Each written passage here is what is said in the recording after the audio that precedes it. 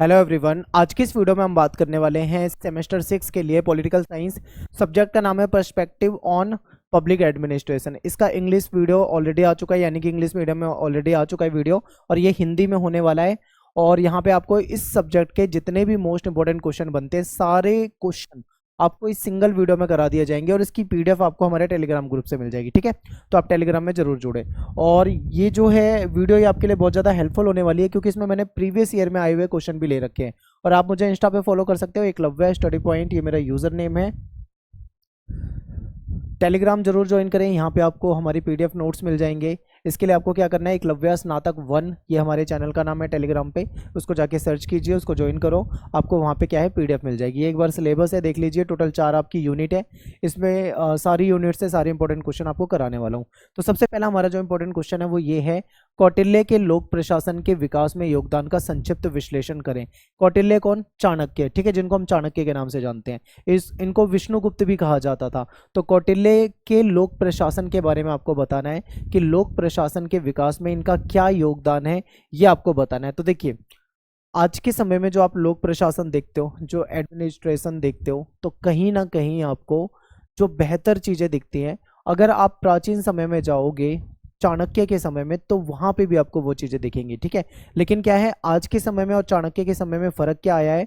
केवल टेक्नोलॉजी का। आज टेक्नोलॉजी का विकास जो है वो बहुत ज्यादा हो गया है, लेकिन उस समय में टेक्नोलॉजी का विकास इतना ज्यादा नहीं हुआ था। लेकिन फिर भी जो लोक प्रशासन की व्यवस्था थी वो उस समय में भी बहुत बेहतर थी। ठीक है, तो इसी को हम यहाँ पे डिटेल में समझने वाले हैं, थोड़ा सा कंपेयर भी कर लेंगे। तो बात करते हैं कौटिल्य की, जिनको चाणक्य के नाम से भी जाना जाता है और इनको विष्णुगुप्त के नाम से भी जाना जाता है। ठीक है, चाणक्य, कौटिल्य, विष्णुगुप्त, तीनों इन्हीं के नाम है। ये प्राचीन भारत के सबसे फेमस, आप इनको फिलोसोफर मान सकते हो, सबसे फेमस दार्शनिक थे, अर्थशास्त्री थे। इसके अलावा ये पॉलिटिशियन भी थे, यानी कि राजनीतिज्ञ भी थे। ठीक है, तो बहुत इंपॉर्टेंट है, ये आपको याद रखना है। आगे समझते हैं और इनके बारे में। तो देखिए, इनका जो कार्यकाल रहा है वो कब का रहा है? तो 4ठी शताब्दी ईसा पूर्व के आसपास का समय रहा है। ठीक है, और इन्होंने महत्वपूर्ण भूमिका निभाई थी मौर्य साम्राज्य की स्थापना में।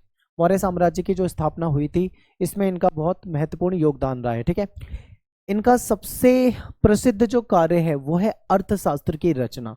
इन्होंने एक अर्थशास्त्र नामक पुस्तक लिखी थी। ठीक है, अब यहाँ पे बहुत सारे बच्चे अर्थशास्त्र सुनते ही उनके दिमाग में इकोनॉमिक्स आ जाता है। ठीक है, उनको लगता है कि इकोनॉमिक्स, क्योंकि आज के समय में इकोनॉमिक्स को हिंदी में अर्थशास्त्र कहा जाता है। ठीक है, लेकिन इस अर्थशास्त्र का मतलब इकोनॉमिक्स से नहीं है। इसमें आपको क्या क्या मिलेगा? इस बुक में आपको राजनीति की बातें मिलेगी, राजनीति की कूटनीति कैसे बनानी चाहिए, ठीक है, रणनीति कैसे बनानी चाहिए, राजनीतिक सिद्धांत के बारे में आपको जानकारी मिलेगी, अर्थव्यवस्था के बारे में भी आपको जानकारी मिलेगी, फिर सैन्य रणनीति के बारे में भी आपको जानकारी मिलती है, और लोक प्रशासन पर भी आपको जानकारी मिलती है। तो अर्थशास्त्र जो है वो केवल इकोनॉमिक्स से जुड़ा हुआ नहीं है, बल्कि इसमें आपको राजनीति की चीजें भी मिलती है, अर्थव्यवस्था की चीजें भी मिलती है, सैन्य और लोक प्रशासन सभी चीजें मिलती है।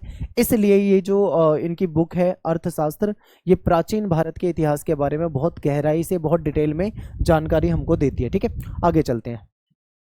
अब अर्थशास्त्र के बारे में थोड़ा और अच्छे से समझते हैं। अर्थशास्त्र जो है केवल एक राजनीतिक ग्रंथ नहीं है, इसको आप केवल राजनीतिक ग्रंथ मत मानना। ठीक है, ये राज्य के प्रभावी ढंग से चलाने की एक मार्गदर्शिका है। आप इसको ये मान लो कि जो अर्थशास्त्र है चाणक्य का, इसको आप केवल राजनीतिक बुक ना माने, बल्कि इसको ये देखें कि राज्य को कैसे अच्छे तरीके से चलाया जा सकता है। राज्य का मतलब है यहाँ पे सरकार, यानी सरकार को अच्छे तरीके से कैसे चलाया जा सकता है, इसके बारे में हमको यहाँ से जानकारी मिलती है। ठीक है, तो ये बहुत इंपॉर्टेंट है। आगे चलते हैं नेक्स्ट स्लाइड पे, कि ये राजा के कर्तव्यों से लेकर न्याय व्यवस्था, आर्थिक नीति और मानव संसाधन प्रबंधन तक हर विषय को शामिल करता है। ठीक है, अर्थशास्त्र नामक जो पुस्तक है, इसमें राजा के कर्तव्य की जानकारी तो मिलती है कि राजा के क्या कर्तव्य होने चाहिए, राजा का क्या धर्म होना चाहिए। इसके अलावा हमको न्याय व्यवस्था के बारे में जानकारी मिलती है, बहुत इंपॉर्टेंट है, याद रखना। फिर हमें आर्थिक नीति, यानी कि इकोनॉमिक जो पॉलिसी होती है अपने जनता के लिए, वो कैसे बनानी चाहिए, इसके बारे में जानकारी मिलती है। इसके अलावा मानव संसाधन प्रबंधन, यानी जो संसाधन होते हैं, जो रिसोर्सेज होते हैं, उसका मैनेजमेंट कैसे करना है, उसका प्रबंधन कैसे करना है, इसके बारे में हमको यहाँ से जानकारी मिलती है। ठीक है, तो अर्थशास्त्र बहुत इंपॉर्टेंट है। और आगे देखते हैं, ये जो ग्रंथ है ना, ये दर्शाता है कि प्राचीन भारत में लोक प्रशासन जो है वो पहले से अत्यंत विकसित था। ठीक है, अब ये सबसे इंपॉर्टेंट लाइन है। इसका मतलब आपको क्या समझना है कि आज के समय में तो भाई बहुत ज्यादा टेक्नोलॉजी है, सारी चीज़ें उपलब्ध है। प्राचीन समय में इतनी टेक्नोलॉजी तो होती नहीं थी, लेकिन फिर भी एक बात सबसे अच्छी है कि प्राचीन भारत में अगर आप देखो तो जो लोक प्रशासन था वो कहीं ना कहीं बहुत ज़्यादा विकसित था। विकसित क्यों था? क्योंकि चाणक्य जैसे, ठीक है, विद्वान थे, इसलिए। आगे देखते हैं। कौटिल्य के विचार जो थे वो व्यवस्थित थे, तर्कसंगत और जन कल्याण प्राप्त करने पर केंद्रित होते थे। देखिए जो कौटिल्य के विचार है ना वो आपको व्यवस्थित मिलेंगे, और इनके जो विचार थे वो लॉजिकल थे, यानी जो भी ये बातें कहते हैं या अर्थशास्त्र में इन्होंने जो भी लिखा है उसके पीछे कोई ना कोई तर्क है, कोई ना कोई लॉजिक है, ठीक है। ऐसे ही नहीं कि हवा में कुछ भी लिख दिया, हर एक चीज के पीछे कोई ना कोई लॉजिक है। इसके अलावा जन कल्याण यानी जनता के कल्याण को लेकर सरकार का क्या काम होता है, सरकार कैसे अपनी जनता का कल्याण कर सकती है, ठीक है, कैसे जन कल्याण कर सकती है, इसकी जानकारी भी हमको यहाँ से मिल जाती है। फिर अब बात करते हैं कल्याणकारी राज्य की अवधारणा, बहुत इंपॉर्टेंट है। अब यहाँ पे आपको लाइन से ही समझ में आ जाना चाहिए कि इसमें क्या कहा जाता है। कल्याणकारी, पहले तो राज्य का मतलब समझ लो। यहाँ पे राज्य का मतलब सरकार से है, ठीक है। सरकार यानी कि सत्ता। अब सत्ता में जो भी हो, अगर राजा का शासन है तो सरकार राजा की है, ठीक है। यानी कि राज्य जो है वो किस चीज को दर्शा रहा है? सत्ता को, सरकार को, या राजा जो भी है जिसका भी शासन है उसको दिखा रहा है। और कल्याणकारी राज्य का मतलब क्या होता है? कल्याणकारी यानी जो जनता के कल्याण के लिए काम करे, यानी कि कोई सरकार, कोई राजा अगर जनता का फायदा करता है, जनता का कल्याण करता है, जनता को हेल्थ की सर्विसेज देता है, जनता को अच्छी एजुकेशन की सुविधाएं देता है, तो उसे हम क्या कहेंगे? कल्याणकारी राज्य। तो यहाँ पे कल्याणकारी राज्य की अवधारणा जो है वो भी हमको कहीं ना कहीं जो कौटिल्य का अर्थशास्त्र है उससे हमें इसकी जानकारी मिल जाती है, ठीक है। जो कि आज के समय में भी देखा जाता है, लोकतांत्रिक देशों में देखा जाता है कि जो सरकार होगी वो जन कल्याण के लिए काम करेगी, ठीक है, यानी कि कल्याणकारी राज्य होगा। आगे समझते हैं। कौटिल्य का एक प्रमुख योगदान जो है वो है कल्याणकारी राज्य की अवधारणा। वे मानते थे कि राजा या शासक को हमेशा अपनी प्रजा के कल्याण के लिए कार्य करना चाहिए, ठीक है। चाणक्य का क्या मानना था? चाणक्य ऐसा मानते थे कि जो राजा होता है, जो शासक होता है, उसको हमेशा ही अपनी जो प्रजा होती है, प्रजा के कल्याण के लिए काम करना चाहिए, उसकी भलाई के लिए काम करना चाहिए, ठीक है। आगे चलते हैं। नेक्स्ट है कि उन्होंने लिखा, प्रजा के सुख में ही राजा का सुख निहित होता है। यानी अगर प्रजा सुखी है तो राजा भी सुखी होगा, अगर प्रजा दुखी है उसके बाद राजा सुखी है तो वो राजा नहीं कहलाएगा, ठीक है। सीधा सीधा इन्होंने क्लियर बताया हुआ है। फिर इसके बाद क्या है कि ये उनके जन कल्याण में विश्वास को प्रशासन की मुख्य जिम्मेदारी के रूप में दर्शाता है, ठीक है। यानी कि ये क्या दिखाता है कि इनका जो जन कल्याण है कहीं ना कहीं वो प्रशासन की मेन जिम्मेदारी, यानी कि सरकार की मेन जिम्मेदारी है जन कल्याण। सरकार को क्या करना है? जनता के कल्याण के लिए काम करना है, ठीक है। फिर राजा को जनता के ऊपर शासक के रूप में नहीं बल्कि जनता के सेवक के रूप में देखा गया है। यानी कि राजा जो होती है, राजा जो है वो जनता के ऊपर शासक की तरह काम नहीं करेगा कि उस पर अपना शासन कर रहा है, ठीक है, बल्कि राजा को जनता के सेवक के रूप में देखा गया है। यानी राजा जनता की सेवा के लिए होता है, जनता के दुख दर्द को दूर करने के लिए राजा का काम है, ठीक है। और ये सिद्धांत आज भी अगर हम देखें तो आधुनिक जो लोक प्रशासन है कहीं ना कहीं इसको मार्गदर्शित करता है, ठीक है, यानी कि मार्गदर्शन देता है। आज के समय भी माना जाता है ना कि सरकार जो होती है, सरकार को कहीं ना कहीं जनता की भलाई के लिए काम करना चाहिए, ठीक है, जनता को फायदा पहुंचाना चाहिए सरकार को। तो ये बातें यहाँ पे भी हमें देखने को मिलती हैं। नेक्स्ट है हमारा केंद्रीकृत प्रशासनिक संरचना, ये बहुत इंपॉर्टेंट है, ठीक है। सेंटर में हमारा होगा शासक यानी कि राजा, क्योंकि उस समय में राजा होता था। आज के समय में लोकतांत्रिक सरकार है, हमारे प्राइम मिनिस्टर वगैरह होते हैं, उस समय में राजा होते थे, तब की बात है, ठीक है। तो यानी सेंटर में कौन होगा? राजा। फिर उसने कई सारे डिपार्टमेंट बना रखे होंगे, उसके इर्द गिर्द बहुत सारे उसके मंत्री होंगे और वो राजा के लिए काम करेंगे, ठीक है, ये इंपॉर्टेंट है। तो चलिए समझते हैं। कौटिल्य ने एक अत्यधिक केंद्रीकृत प्रशासनिक व्यवस्था का वर्णन किया है, जहां पे राजा जो होता है वो सर्वोच्च अधिकार रखता है, यानी राजा के पास सबसे ज्यादा अधिकार है, राजा सबसे ज्यादा इंपॉर्टेंट है, ठीक है। लेकिन मंत्रियों और अधिकारियों को जिम्मेदारियां ये सौंपता है, ठीक है, मंत्री और अधिकारियों को जिम्मेदारी सौंपता है। अब इसका मतलब समझिए, यानी राजा जो है वो पावरफुल है, उसके पास सारी शक्तियां हैं, जैसा वो चाहे वैसा वो फैसला ले सकता है। लेकिन मंत्री और अधिकारियों को जिम्मेदारी सौंपेगा कि भाई तुम्हारे डिपार्टमेंट बना देगा, वो अपने अपने काम करेंगे, उसको रिव्यू करेगा, ठीक है, इस तरीके से होता था। आगे देखते हैं। इस संरचना में अधिकारी जो होते हैं वो स्पष्ट रेखाएं, कार्य भूमिकाएं और उत्तरदायित्व तय करते हैं। यानी कि ये जो संरचना है जिसमें सेंटर में राजा है और फिर बहुत सारे उसके मंत्री या उसके अधिकारी हैं, इसमें क्या होता है, सबकी जिम्मेदारी पहले से तय होती है कि किसका क्या काम है, किसका क्या उत्तरदायित्व है, सब कुछ पहले से तय है। राजा जो है वो अंतिम निर्णय लेने वाला होता है, यानी लास्ट फैसला जो होगा वो राजा का होगा, ठीक है। लेकिन वह विशेषज्ञ सलाह पर निर्भर रहेगा, कहीं ना कहीं वह एक एक्सपर्ट सलाह पे निर्भर रहता है। अब यहाँ पे इन दो लाइनों का मतलब आपको बहुत गहराई से समझना है, ठीक है, बहुत गहराई से समझना है। देखो, राजा अंतिम निर्णय लेने वाला होता है, यानी कि अंतिम फैसला जो होगा ना वो तो राजा का होगा, ये तो सभी जानते हैं। लेकिन राजा ऐसे ही नहीं अपनी मर्जी से कोई भी फैसला ले लेगा, ठीक है। चाणक्य ये कहते हैं कि राजा को अपने जो विशेषज्ञ होते हैं, क्योंकि भाई राजा की दरबार में कई सारे मंत्री होते हैं जो कि बहुत पढ़े लिखे समझदार एक्सपर्ट होते हैं, तो राजा को कोई भी फैसला लेना हो तो उससे पहले कहीं ना कहीं जो उसके विशेषज्ञ होते हैं, उसके जो एक्सपर्ट होते हैं, उनसे उसको सलाह लेनी चाहिए, ठीक है। तो ये बातें की गई है। इस प्रकार की जो केंद्रीयता के साथ जिम्मेदारी का वितरण आज भी अगर हम देखें तो आधुनिक प्रशासन प्रणाली में एक प्रासंगिक मॉडल है, बहुत इंपॉर्टेंट है, इसको आपको समझना है, ठीक है। यही व्यवस्था आज के समय में भी देखें आधुनिक शासन प्रणाली में, तो ये बहुत इंपॉर्टेंट है, क्योंकि आज के समय में एक प्राइम मिनिस्टर होता है, उसकी पूरी कैबिनेट होती है, यानी उसके बहुत सारे मंत्रालय होते हैं, डिपार्टमेंट होते हैं, सबकी जिम्मेदारी सेट होती है, सबके काम पहले से तय होते हैं और सब मिलकर उस काम को करते हैं। राजा जो होता है, यानी जो आज के समय में हम प्राइम मिनिस्टर मान लीजिए, प्राइम मिनिस्टर जो है आज के समय में वो जो भी फैसला लेगा अपनी कैबिनेट से चर्चा करेगा, ठीक है, आपस में वो डिस्कस करेंगे, एक्सपर्ट लोगों से चर्चा करेगा, ठीक है, उसके बाद उनकी सलाह के बाद वो क्या करेगा, फैसला करेगा। तो ये चीज आपको आज भी देखने को मिलती है, ठीक है। आगे बात करते हैं राजा की भूमिका, उसके नेतृत्व पे, ठीक है। देखो, राजा जो है, राजा में क्या होना चाहिए, राजा के अंदर यानी शासक के अंदर क्या गुण होने चाहिए, तो देखिए कौटिल्य कहते हैं कि राजा जो है सबसे पहले तो वो बुद्धिमान होना चाहिए, यानी कि इंटेलिजेंट होना चाहिए, ठीक है। फिर वो अनुशासित होना चाहिए और नैतिक रूप से उत्कृष्ट होना चाहिए, ठीक है। राजा उसे अर्थशास्त्र, विधि और युद्ध जैसे जो विभिन्न क्षेत्र हैं उसमें ट्रेंड होना चाहिए, यानी कि राजा बुद्धिमान हो, ठीक है, राजा अनुशासित हो, नैतिक रूप से उसका कैरेक्टर अच्छा होना चाहिए राजा का, ठीक है, अय्याश टाइप का ना हो, वरना पूरी प्रजा जो होगी वो क्या हो जाएगी, गर्त में चली जाएगी, ठीक है। और राजा अर्थशास्त्र का के बारे में जानकारी उसको होनी चाहिए, यानी कि उसको अर्थशास्त्र का ज्ञान हो, विधि यानी कि कानून, विधि का मतलब यहाँ पे कानून से है, कानून की उसको जानकारी होनी चाहिए, और युद्ध जैसे जो विभिन्न क्षेत्र हैं उसमें भी वो ट्रेंड होना चाहिए, ठीक है, उसको ट्रेनिंग यानी कि समझ होनी चाहिए उसे उस चीज की। आगे चलते हैं, राजा को जन सुलभ, उत्तरदायी और नैतिक होना चाहिए, ठीक है। जन सुलभ यानी जनता के लिए हमेशा तैयार रहना चाहिए, ठीक है, जब जनता को उसकी जरूरत हो तो राजा अवेलेबल होना चाहिए।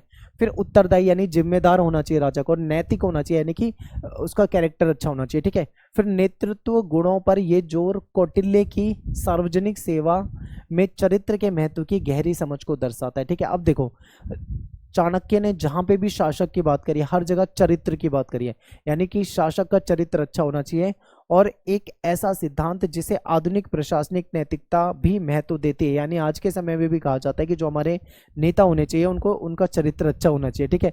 लेकिन आज के समय में देखें तो आपको पता ही है कैसे नेता होते हैं और क्या उनका चरित्र होता है, ठीक है, ज़्यादा डिटेल में उसमें जाने की हमें जरूरत नहीं है, सभी जानते हैं।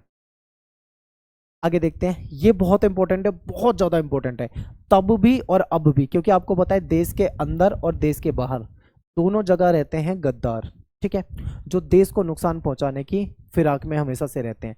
तो उससे छुटकारा पाने के लिए क्या होना चाहिए, सरकार के पास एक अच्छा जासूसी और खुफिया तंत्र की व्यवस्था होनी चाहिए, ठीक है। तो चाणक्य क्या बोलते हैं, देखिए कौटिल्य कहते हैं कि सुरक्षा सुनिश्चित करने और अधिकारियों की निगरानी करने और षड्यंत्रों से बचने के लिए एक विस्तृत खुफिया तंत्र भी विकसित किया था इन्होंने अपने टाइम पे। और आज के समय में भी सरकार की बहुत सारी एजेंसियां होती है, जैसे आपकी रॉ हो जाएगी, आईबी हो जाएगी, ठीक है, ये कहीं ना कहीं खुफिया जानकारी निकालती रहती हैं जिससे कहीं ना कहीं देश को नुकसान से बचाया जाता है, ठीक है। तो कौटिल्य ने क्या कहा, अब समझिए, अगर देश की सुरक्षा सुनिश्चित करनी है यानी देश को सुरक्षित रखना है, तो जो हमारे अधिकारी होते हैं, कई बार आपने देखा होगा कि पुलिस के अधिकारी या फिर किसी बड़े पोस्ट के अधिकारी जो है वो कहीं ना कहीं बाहर जाके मिल गए हैं। ऐसा एक जम्मू कश्मीर का एग्जाम्पल था, एक पुलिस का बहुत बड़ी रैंक का अधिकारी था और वो आतंकवादियों से मिला हुआ था। बाद में जब उसकी जांच हुई तो पता लगा, फिर बाद में हालांकि उसे जेल वगैरह हुई थी। तो आप सोचो कि कुछ अधिकारी वगैरह जो होते हैं वो कहीं ना कहीं करप्ट हो जाते हैं, करप्शन में चले जाते हैं या फिर देश के खिलाफ चले जाते हैं,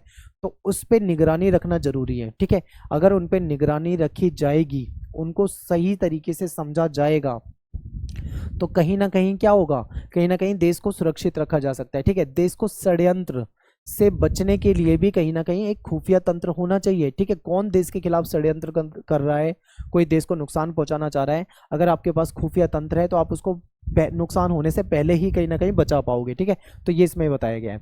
फिर चाणक्य जो थे, इनका मानना था कि एक मजबूत जासूसी नेटवर्क जो होता है वो कहीं ना कहीं कानून व्यवस्था को बनाए रखने में बहुत मददगार होता है। ठीक है, और ये कहीं ना कहीं आपका जो करप्शन है इस पर भी कंट्रोल करता है। ठीक है, कहीं ना कहीं करप्शन को भी कम करेगा और कानून व्यवस्था को भी बनाए रखेगा।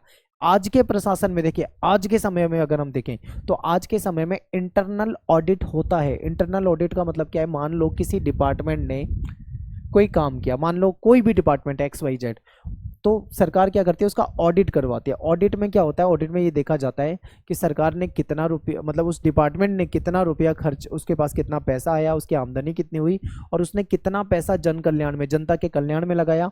कहीं ऐसा तो नहीं है कि कागजों में तो उसने खूब पैसा लगा दिया हो और रियलिटी में जाके कोई ऐसी चीज़ ना हुई हो। ठीक है, तो ऑडिट किया जाता है जिससे भ्रष्टाचार के बारे में जानकारी मिलती है। फिर कहीं ना कहीं आज के समय में जो एंटी करप्शन ब्यूरो होता है, यानी भ्रष्टाचार विरोधी जो ब्यूरो है, ये भ्रष्टाचार के खिलाफ काम करता है। फिर निगरानी तंत्र का महत्व जो है वो कहीं ना कहीं इसी सिद्धांत पे है। आज के समय में इन सब चीज़ों की जरूरत होती है और ये चीज़ की जाती है। तो ये कैसे की जाती है, क्योंकि प्राचीन समय में भी होता था, तो उसको ही ध्यान में रख के आज भी ये चीज़ें अपनाई जा रही हैं। विशेषज्ञता और योग्यता आधारित नियुक्तियों का महत्व। अब देखो, ये बहुत इंपॉर्टेंट है कि जो भी नियुक्ति हो रही है, यानी जिसको भी किसी पद पे रखा जा रहा है, तो उसको पद पे रखने से पहले क्या देखा जाएगा, सबसे पहले ये देखा जाएगा कि वो एक्सपर्ट हो, यानी अपने विषय की उसको बहुत अच्छी नॉलेज हो, वो योग्य हो, यानी उसके अंदर काबिलियत हो। ठीक है, इसके आधार पे उसको भर्ती किया जाए। यानी कौटिल्य कहते हैं कि सरकारी पदों पर अगर नियुक्ति करनी है तो उसके लिए जन्म या जाति, ना तो ये जन्म को वैल्यू देते हैं ना ये जाति को वैल्यू देते हैं।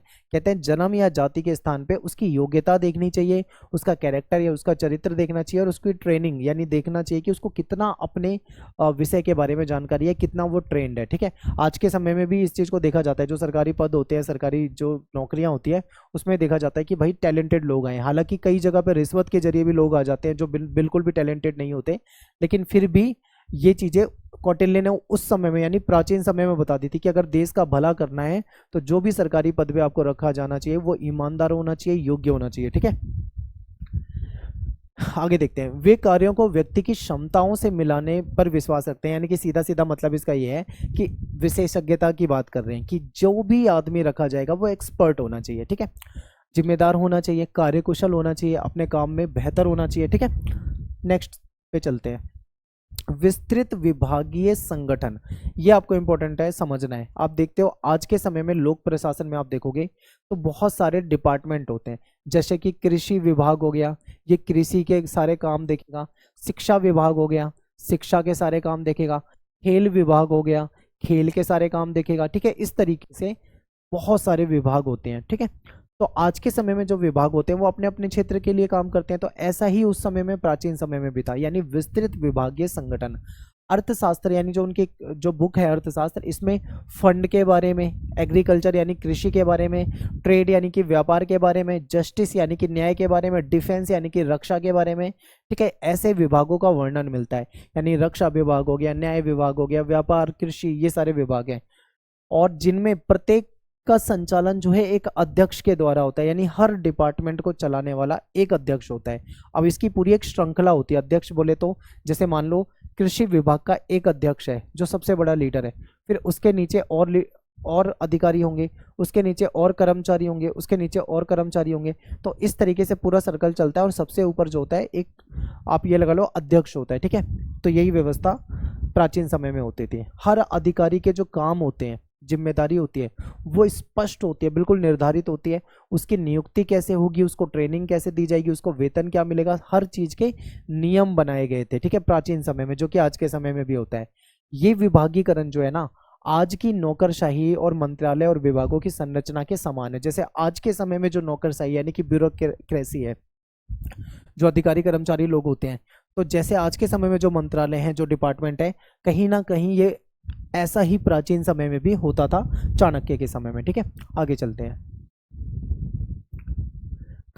कानून और न्याय प्रणाली। कौटिल्य ने एक सुव्यवस्थित न्यायिक प्रणाली की स्थापना की थी। ठीक है, कौटिल्य के समय में एक बेहतरीन न्यायिक प्रणाली थी।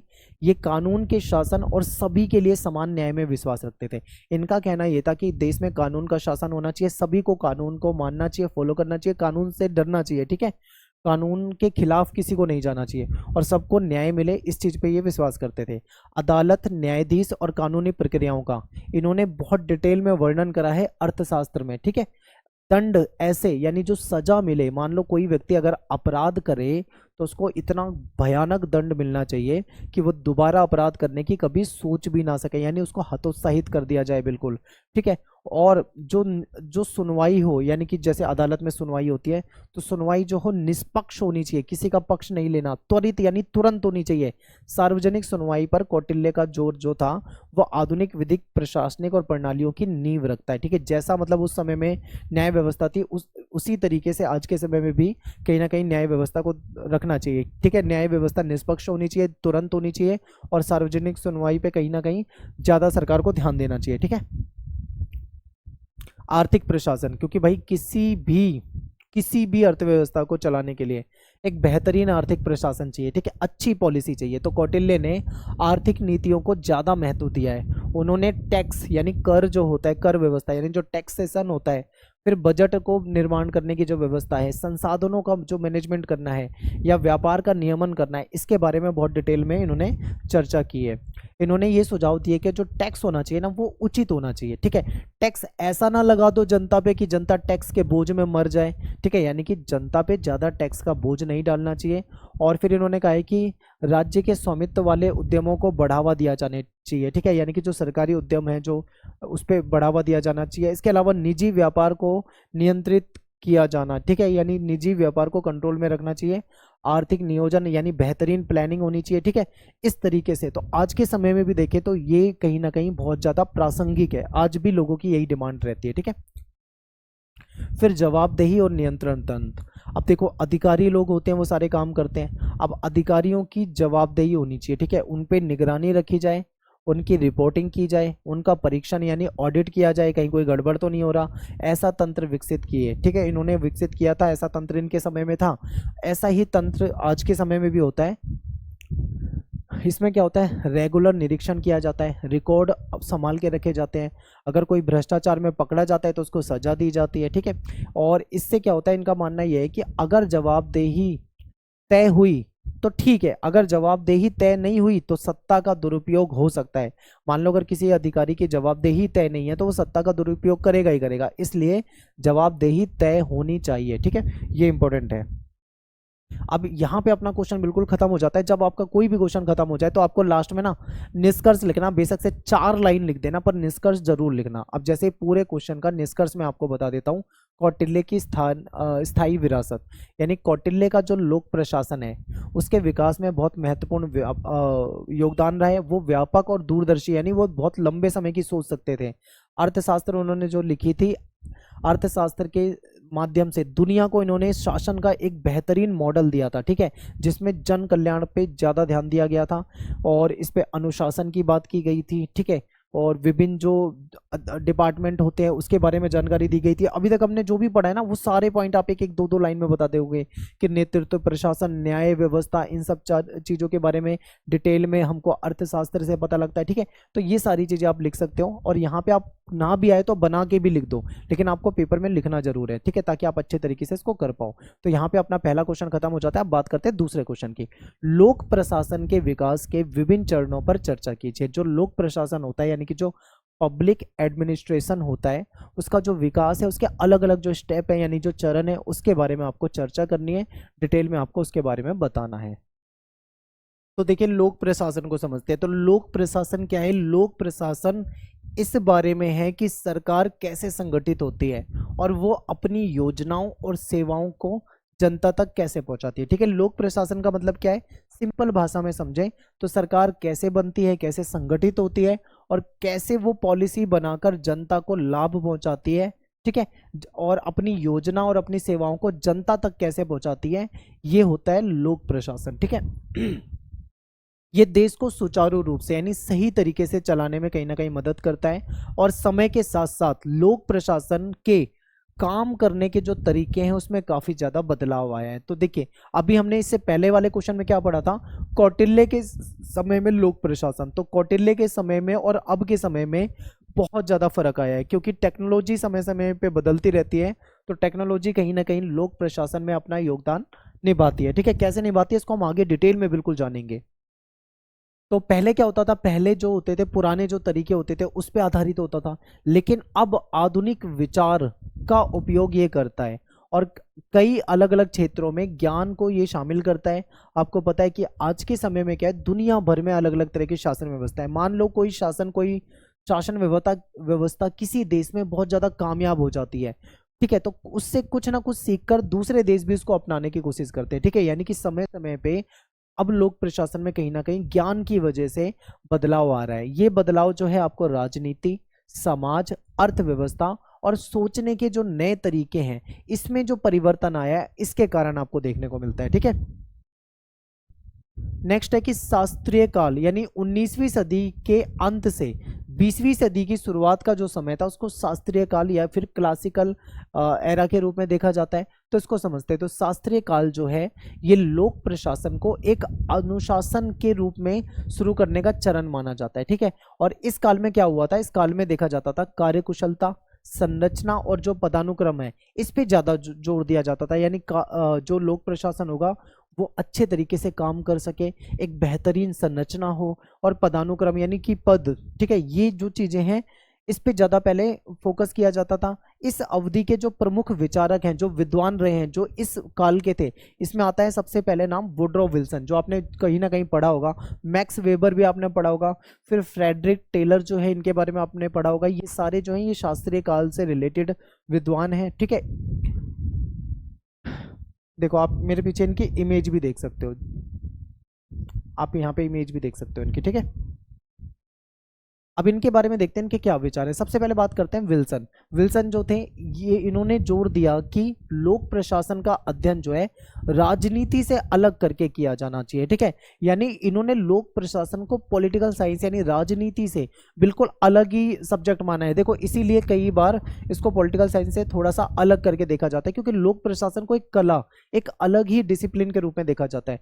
फिर मैक्स वेबर जो है इन्होंने नौकरशाही की अवधारणा प्रस्तुत की है। ठीक है, यानी इन्होंने ब्यूरोक्रेसी जो होती है, जो अधिकारी लोग होते हैं, जो कर्मचारी लोग होते हैं, इनकी एक अवधारणा प्रस्तुत की है, जिसे इन्होंने नियमों, पदानुक्रम और योग्यता पे आधारित आदर्श प्रशासनिक प्रणाली माना है। ठीक है, क्योंकि आपको पता है जो अधिकारी लोग होते हैं, जो भी वो काम करते हैं, ठीक है, उनका जो काम होता है कहीं ना कहीं वो नियमों पे आधारित होता है। कुछ रूल्स बने होते हैं, उस रूल्स के अकॉर्डिंग इनको काम करना होता है। इनका एक पदानुक्रम होता है, यानी एक बड़ी पोस्ट होगी, फिर उसके नीचे कई सारे अधिकारी काम करेंगे, फिर उसके नीचे बहुत सारे कर्मचारी काम करेंगे। ठीक है, पूरा एक पदानुक्रम होता है ये। और फिर योग्यता पे आधारित होता है, क्योंकि कोई भी अगर ब्यूरोक्रेट्स की भर्ती की जाती है, किसी भी नौकरशाह की भर्ती की जाती है, तो उसमें सबसे पहले ये देखा जाता है कि वो योग्य है या नहीं, योग्यता के आधार पर भर्ती यहाँ पे होती है। ठीक है, तीसरे जो थे वो थे फ्रेडरिक टेलर। इन्होंने वैज्ञानिक प्रबंधन, ठीक है, यानी कि जो साइंटिफिक मैनेजमेंट होता है इसके उद्देश्य को हमारे सामने रखा है। इन्होंने कार्यकुशलता को बढ़ाना था। ठीक है, इनका कहना था कि वैज्ञानिक जो प्रबंधन होता है, वैज्ञानिक दृष्टिकोण जो होता है, उससे कहीं ना कहीं कार्यकुशलता बढ़ती है, जिसमें समय और गति के अध्ययन को पर इन्होंने क्या करा था, प्रयोग किया था। ठीक है, ये काल जो है एक पेशेवर और संगठित लोक सेवा प्रणाली की स्थापना का समय था। इस समय में क्या था, लोक प्रशासन को एक अलग सब्जेक्ट के रूप में देखा जाने लगा था। इसके बाद आता है दूसरा काल। ठीक है, इसको कहा जाता है नवशास्त्रीय काल, जो कि 1930 से लेकर 1950 के दशक तक माना जाता है। तो नवशास्त्रीय काल जो है इसमें जो शास्त्रीय विचारकों की जो कठोर और यांत्रिक सोच के प्रति प्रतिक्रिया स्वरूप जन्म लिया, क्योंकि जो पहले वाले थे, इससे पहले वाले जो तीन थे जिस इन्होंने जो अपने विचार दिए, तो उनकी विचार की प्रतिक्रिया के रूप में, ठीक है, इनके विचार पे जो नए जो लोग आए उन्होंने प्रतिक्रिया दी और उसी के आधार पे ये नई व्यवस्था आई, जिसको कहा जाता है नवशास्त्रीय काल, जो कि बहुत इंपॉर्टेंट है। ठीक है, इस काल में प्रशासन के मानवीय संबंधों और सामाजिक पहलुओं पर जोर दिया गया। ठीक है, यानी ये जो काल था इसमें प्रशासन के जो मानवीय संबंध थे और जो सामाजिक पहलू थे इस पे कहीं ना कहीं बहुत ज़्यादा जोर दिया गया था। इसमें अगर आप हॉर्नोर्थ अध्ययन यानी एल्टन जो मोयो थे, ये मेयो इनका नाम है, इनके द्वारा जो दिया गया है जिसको हॉर्थोन अध्ययन कहा जाता है, इसको समझते हैं।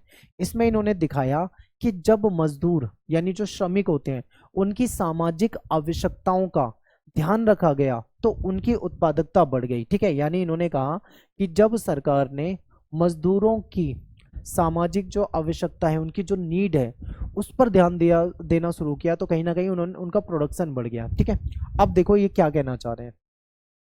तो इनके अनुसार ये कहने का मतलब है कि यदि हम सुविधाएं देंगे, ठीक है, यानी कि यदि हम सुविधाएं देते हैं तो जाहिर सी बात है कि प्रोडक्शन अपने आप ही क्या होता है, बढ़ने लग जाता है। अब बात करते हैं चेस्टर बर्नार्ड और हर्बर्ट साइमन, इन दोनों को आप एक बार यहाँ पे देख सकते हो, ये भी महत्वपूर्ण विचारक हैं। इन्होंने निर्णय निर्माण, क्योंकि यहाँ से क्वेश्चन आता है डिसीजन मेकिंग, इन्होंने निर्णय निर्माण जो है इसकी थ्योरी दी थी। ठीक है, ये विचार प्रस्तुत करा था। तो ये जो निर्णय निर्माण है ये क्या है, इसको समझते हैं। तो इस काल ने प्रशासन को मानवीय दृष्टिकोण से देखा और ये दर्शाया कि संगठनों में भावनाएं, प्रेरणा और संचार भी महत्वपूर्ण होते हैं। ऐसे नहीं है कि कोई संगठन बनाते और वो केवल नियमों पे काम करे। संगठन को ये भी ध्यान देना है कि भाई क्योंकि हम तो मनुष्य हैं, संगठन में जो बैठे हुए लोग हैं वो भी मनुष्य हैं, काम जिसके लिए कर रहे हैं वो भी मनुष्य है। तो ऐसे में कहीं ना कहीं भावना को भी ध्यान में रखना है, प्रेरणा को भी ध्यान में रखना है। ठीक है, कम्युनिकेशन वगैरह इन सारी चीजों का महत्व होता है, ये यहाँ पे बताया गया है। फिर बात करते हैं विकास प्रशासन, यानी 1950 के दशक से लेकर 1970 के दशक तक। यहाँ पे क्या था, काफी ज्यादा डेवलप हो चुका था, लोक प्रशासन में काफी ज्यादा विकास हो चुका था। देखो सेकेंड वर्ल्ड वॉर यानी जो द्वितीय विश्व युद्ध था, जो कि 1939 से लेकर 1945 तक हुआ था। ठीक है, इसके बाद 1945 में जब ये खत्म हो जाता है, इसके बाद शीत युद्ध का दौर शुरू हो जाता है। यानी शीत युद्ध में क्या था, दो महाशक्ति थी, एक तरफ अमेरिका था, दूसरी तरफ सोवियत संघ था।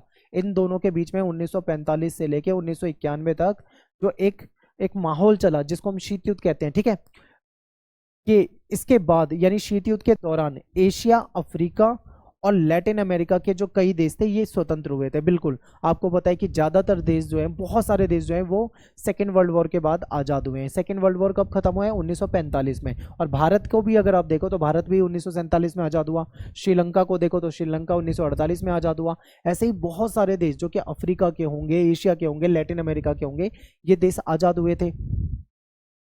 इन देशों का जो आर्थिक विकास था और जो राष्ट्र निर्माण के लिए मजबूत प्रशासनिक प्रणालियों की आवश्यकता थी, ठीक है, इन देशों के लिए, तो इसके बारे में कहीं ना कहीं सॉल्यूशन जो है वहां पे निकलता है।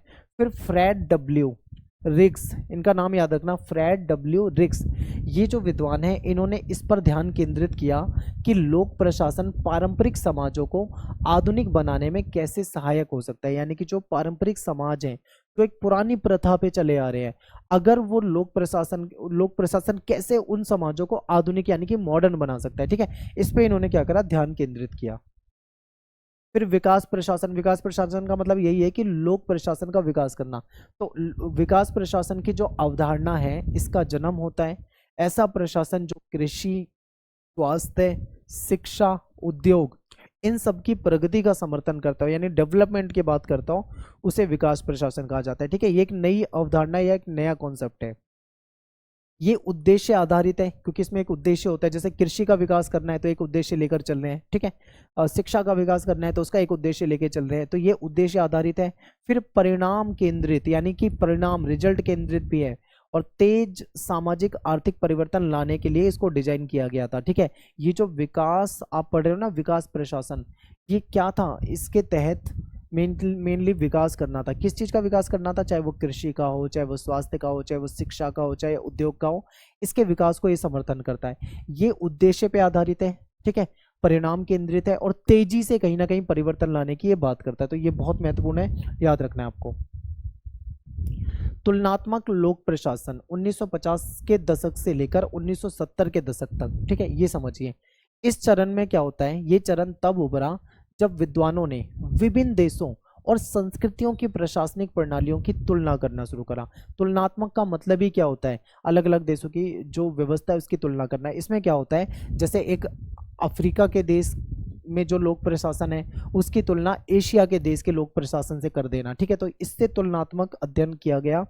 और फ्रेडरिक जो है, इन्होंने पारंपरिक और आधुनिक समाज की तुलना के लिए फ्यूज्ड प्रिज्मेटिक जो डिफ्रैक्ट जो है ये मॉडल जैसा मॉडल विकसित किया। ठीक है, अब यहाँ पे कुछ नाम ना आपको इंग्लिश में याद रखने हैं, मैंने इसको हिंदी में ट्रांसलेट नहीं करा है क्योंकि इंग्लिश में ही ज़्यादातर पूछे जाते हैं। ठीक है, और हिंदी इनकी बनेगी भी नहीं। इस दृष्टिकोण ने ये समझने में मदद की कि समान परिस्थितियों में कुछ प्रशासनिक प्रणाली जो है सफल क्यों होती है जबकि अन्य में असफल। ये बहुत इंपॉर्टेंट है। देखिए क्या हुआ कि इन्होंने क्या करा, अलग अलग देशों की जो व्यवस्था थी, लोक प्रशासनिक व्यवस्था थी, उसका इन्होंने अध्ययन करा। अध्ययन में इन्होंने पाया कि जैसे दो देश है, ठीक है, अब उन दो देशों के नाम आप कुछ भी मान लीजिए, दो देशों का इन्होंने लोक प्रशासन का अध्ययन करा। मान लीजिए कि दोनों देशों में सिचुएशन जो है, ठीक है, परिस्थिति जो है एक जैसी है, लेकिन फिर भी हो सकता है कि यहाँ पे कोई व्यवस्था कामयाब हो जाए और सेम व्यवस्था दूसरे देश में कामयाब ना हो, ऐसा इन्होंने पाया। ठीक है, तुलनात्मक लोक प्रशासन ने ये इस विचार को बढ़ावा दिया कि एक ही समाधान सभी के लिए उपयुक्त नहीं है। कि मान लो कोई प्रॉब्लम है, जैसे कोई प्रॉब्लम है, उसका कोई सॉल्यूशन है, जरूरी नहीं है कि वो सॉल्यूशन सभी देशों में या सभी जगह काम आ जाए। ठीक है, तो इन्होंने कहा कि एक ही समाधान सभी के लिए उपयुक्त नहीं होता है। ठीक है, उसका जो कॉन्टेक्स्ट होता है, उसका महत्व जो होता है वो अलग अलग हो सकता है। ठीक है, अब बात करते हैं नव लोक प्रशासन, यानी 1968 से लेके 1980 तक। तो नव लोक प्रशासन, जिसको न्यू पब्लिक एडमिनिस्ट्रेशन कहा जाता है, एनपीए कहा जाता है, ये आंदोलन जो है 1960 के दशक में अमेरिका में उभरा था। ठीक है, जो नागरिक अधिकार आंदोलनों और छात्र विरोधी प्रदर्शन से कहीं ना कहीं प्रभावित हुआ, क्योंकि अमेरिका में क्या थे, स्टूडेंट्स के कुछ आंदोलन चल रहे थे। ठीक है, इस दशक में, और कहीं ना कहीं नागरिकों की कुछ डिमांड को लेकर आंदोलन चल रहे थे। तो उस आंदोलन से कहीं ना कहीं ये जो है नव लोक प्रशासन, ये से कहीं ना कहीं प्रभावित हुआ था। ठीक है, इसने जो पारंपरिक लोक प्रशासन की जो आलोचना थी, इन्होंने उसकी आलोचना की, क्योंकि ये बहुत कठोर, मूल्य निरपेक्ष और सामाजिक मुद्दों के प्रति असंवेदनशील इनको लगते थे। इनको लगता था कि जो पुरानी जो लोक व्यवस्था है, लोक प्रशासन की व्यवस्था है, वो अच्छी नहीं है, इन्होंने उसमें कमियां निकाल दी। ठीक है, नव लोक प्रशासन यानी जो नया लोक प्रशासन है, इसमें समानता की बात है, इसमें सामाजिक न्याय की बात है, इसमें नागरिक सहभागिता, प्रशासनिक उत्तरदायित्व पे ज्यादा जोर दिया, जो कि पहले वाले लोक प्रशासन में, पारंपरिक में नहीं होता था। ठीक है, फिर जो ये जो वाल्डो है, फिर फ्रैंक मरीनी है, ये कुछ ऐसे विद्वान हैं जिन्होंने एक तर्क दिया था कि प्रशासकों को नैतिक और सामाजिक मुद्दों का स्पष्ट रुख अपनाना चाहिए। ठीक है, एनपीए ने लोक प्रशासन को अधिक जन केंद्रित बना दिया और इसे निष्पक्षता और नैतिकता से जोड़ दिया इन्होंने। ठीक है, तो यहाँ पे आपको क्या समझ में आएगा कि कहीं ना कहीं ये जो आपका नव प्रशासन जो व्यवस्था है, इसने कहीं ना कहीं लोक प्रशासन को जन केंद्रित बना दिया, यानी जनता के लिए, जन केंद्रित यानी जनता के आसपास, ठीक है, जनता से जुड़ा हुआ, निष्पक्ष और नैतिकता पे इन्होंने ज्यादा जोर दिया, जो कि बिल्कुल आज की मांग थी, उस समय की मांग थी। ठीक है, नया लोक प्रबंधन जो है ये 1980 के दशक से लेके 2000 के दशक तक, फिर आता है नया लोक प्रबंधन। नया लोक प्रबंधन जो है, इसमें 1980 के दशक में ब्रिटेन और अमेरिका में ये शुरू होता है, जो कि आर्थिक उदारीकरण और निजीकरण से प्रभावित होता है। ठीक है, अब यहाँ पे क्या है, ये जो है थोड़ा सा डिफरेंट है। इस समय में क्या था, वैश्वीकरण का दौर बहुत तेजी से चल रहा था। अमेरिका और ब्रिटेन जैसे जो देश थे, ये सारे पूंजीवादी देश हैं। ठीक है, तो यहाँ पे इसकी शुरुआत होती है और कहीं ना कहीं उदारीकरण और निजीकरण जो था, इससे ये प्रभावित था। ठीक है, तो इस समय में क्या हुआ था, कहीं ना कहीं उदारीकरण, निजीकरण का बहुत ज्यादा प्रभाव था। सभी देश, ये खासकर ऐसे देश, ये अपनी अर्थव्यवस्था को उदार बनाना चाह रहे थे, दुनिया भर से व्यापार के लिए अपने रास्ते खोल रहे थे, प्राइवेटाइजेशन को बहुत ज्यादा बढ़ावा मिल रहा था। तो इस समय में जो नया लोक प्रबंधन आया था, इसने कहीं ना कहीं जो पारंपरिक जो लोक प्रबंधन थे पुराने, उसको बिल्कुल बदल डाला। ठीक है, इसने सार्वजनिक सेवाओं में जो व्यवसाय यानी कि जो बिजनेस है, इसके तौर तरीकों को शामिल करा। ये कार्यकुशलता, ग्राहक संतुष्टि, लागत में कटौती और प्रदर्शन मापन पर केंद्रित था। यानी किस चीज पे क्या केंद्रित था, कि कार्यकुशल होना चाहिए, यानी कि कार्य में बेहतर होना चाहिए, जो कस्टमर है सामने वाला उसको संतुष्ट करना चाहिए, लागत में कटौती कर देनी चाहिए। ठीक है, और बेहतर प्रदर्शन होना चाहिए। इसने निजीकरण, आउटसोर्सिंग, प्रदर्शन आधारित जो वेतन और प्रतिस्पर्धा, जो कंपटीशन है, प्रतिस्पर्धा जो है, इसको कहीं ना कहीं बढ़ावा दिया। ठीक है, फिर क्रिस्टोफर हुड और डेविड ऑब्स्टन जो है, ये विचारक जो थे उन्होंने भी कहीं ना कहीं इसका समर्थन करा, और पश्चिमी देश जो है वो इसको ज़्यादा सपोर्ट करते थे। ठीक है, इस लोक प्रशासनिक व्यवस्था को ज़्यादा बेहतर मानते हैं। एनपीएम ने सरकार की भूमिका को प्रदाता से प्रबंधक में बदल दिया। ठीक है, कभी क्या होता था, सरकार प्रदाता होती थी, यानी लोगों को चीज़ें प्रोवाइड कराने वाली होती थी, लेकिन अब वो मैनेज करने वाली हो गई, यानी अब वो प्रबंधक हो गई है। ठीक है, जिसका उद्देश्य इसे और ज़्यादा संक्षिप्त, तेज और परिणाम केंद्रित कहीं ना कहीं बना रहा है। ठीक है, इंपॉर्टेंट है। फिर शासन दृष्टिकोण 1990 के दशक से आज तक देखते हैं, तो शासन यानी गवर्नेंस। तो शासन दृष्टिकोण सरकार से आगे बढ़कर ये देखता है कि कैसे कई पक्ष, सार्वजनिक क्षेत्र, निजी क्षेत्र, गैर सरकारी जो संगठन होते हैं और नागरिक, ये मिलकर सार्वजनिक सेवाओं को प्रदान करते हैं। इसमें इस चीज को देखा जाता है। ठीक है, गवर्नेंस। ये दृष्टिकोण जो है ये पारदर्शिता की बात करता है, जवाबदेही की बात करता है, सहभागिता और नेटवर्किंग को बढ़ावा देता है। ठीक है, यानी कि जो भी चीजें होनी चाहिए पारदर्शी होनी चाहिए, कोई घपलाबाजी नहीं होनी चाहिए, करप्शन नहीं होना चाहिए, जवाबदेही होनी चाहिए, सभी मिलकर काम करें। ठीक है, और नेटवर्किंग, एक ग्रुप बने। ठीक है, एक नेटवर्क बने। शासन का तात्पर्य साझा और इंटरेक्टिव तरीके से निर्णय लेने और उनको लागू करने से होता है। ठीक है, शासन का तात्पर्य क्या है, मतलब क्या है, यानी कि एक साझा निर्णय ले जो कि किस पे लागू होगी, अपनी जनता पे लागू होगी। ठीक है, इस तरीके से ये दृष्टिकोण ऐसा मानता है कि आज की जो समस्या है उसका समाधान केवल सरकार से नहीं बल्कि कई क्षेत्रों के सहयोग से संभव है। केवल अगर सरकार चाहे तो बहुत तरह की समस्याओं को नहीं सुलझा सकती, तो कई क्षेत्र अगर मिलकर साथ आ जाए सरकार के तो फिर समस्याओं का समाधान हो सकता है। यहीं से गुड गवर्नेंस की बात निकलती है। गुड गवर्नेंस जो है इस बात पे जोर देता है कि अच्छा प्रशासन वह है जो लोगों की बात सुने, कानून का सम्मान करे और साझेदारी बनाए। ठीक है, यानी कि गुड गवर्नेंस जो है वो किस चीज़ पे बात जोर देता है, इस चीज़ पे जोर देता है कि अच्छा शासन ऐसा होना चाहिए जो लोगों की बात सुने, यानी कि लोग अपनी बातों को सरकार तक पहुंचा सकें, कानून का लोग सम्मान करें और एक साझेदारी बनाएं, यानी कि इसी को मिलकर, जब मिलकर जो साझेदारी बनेगी इसी को गुड गवर्नेंस कहा जाता है। ठीक है, फिर डिजिटल युग का शासन 2000 से लेके अभी तक अगर हम देखें तो आपको पता है कि अब डिजिटल युग आ गया है, क्योंकि इंटरनेट का प्रसार हो गया है। सूचना प्रौद्योगिकी में देखें तो बहुत ज़्यादा विकसित हो चुकी है। तो सूचना प्रौद्योगिकी के विकास के साथ सरकार जो है इन्होंने प्रशासन को बेहतर बनाने के लिए डिजिटल उपकरण का उपयोग जो है शुरू कर दिया है। ई गवर्नेंस आज के समय में आपको देखने को मिलेगी। ठीक है, इंटरनेट, मोबाइल ऐप और डेटा सिस्टम का उपयोग विभिन्न सेवाएं प्रदान करने में आज के समय में यूज में आ रही हैं। फीडबैक प्राप्त करने और कार्यकुशलता को बढ़ाने के लिए इनका यूज़ किया जाता है, क्योंकि आज के समय में जो गवर्नमेंट की जो चीज़ें हैं जिसके लिए हमें कभी दफ्तरों में जाके लाइन लगानी पड़ती थी वो सब इंटरनेट से जोड़ दी गई हैं और आप घर से भी कर सकते हो। जैसे मान लो आपको जन्म प्रमाण पत्र बनवाना है, मान लो आपको बर्थ सर्टिफिकेट बनाना है, तो पहले आप घंटों लाइन लगाते थे, अब आपको उसकी जरूरत नहीं है।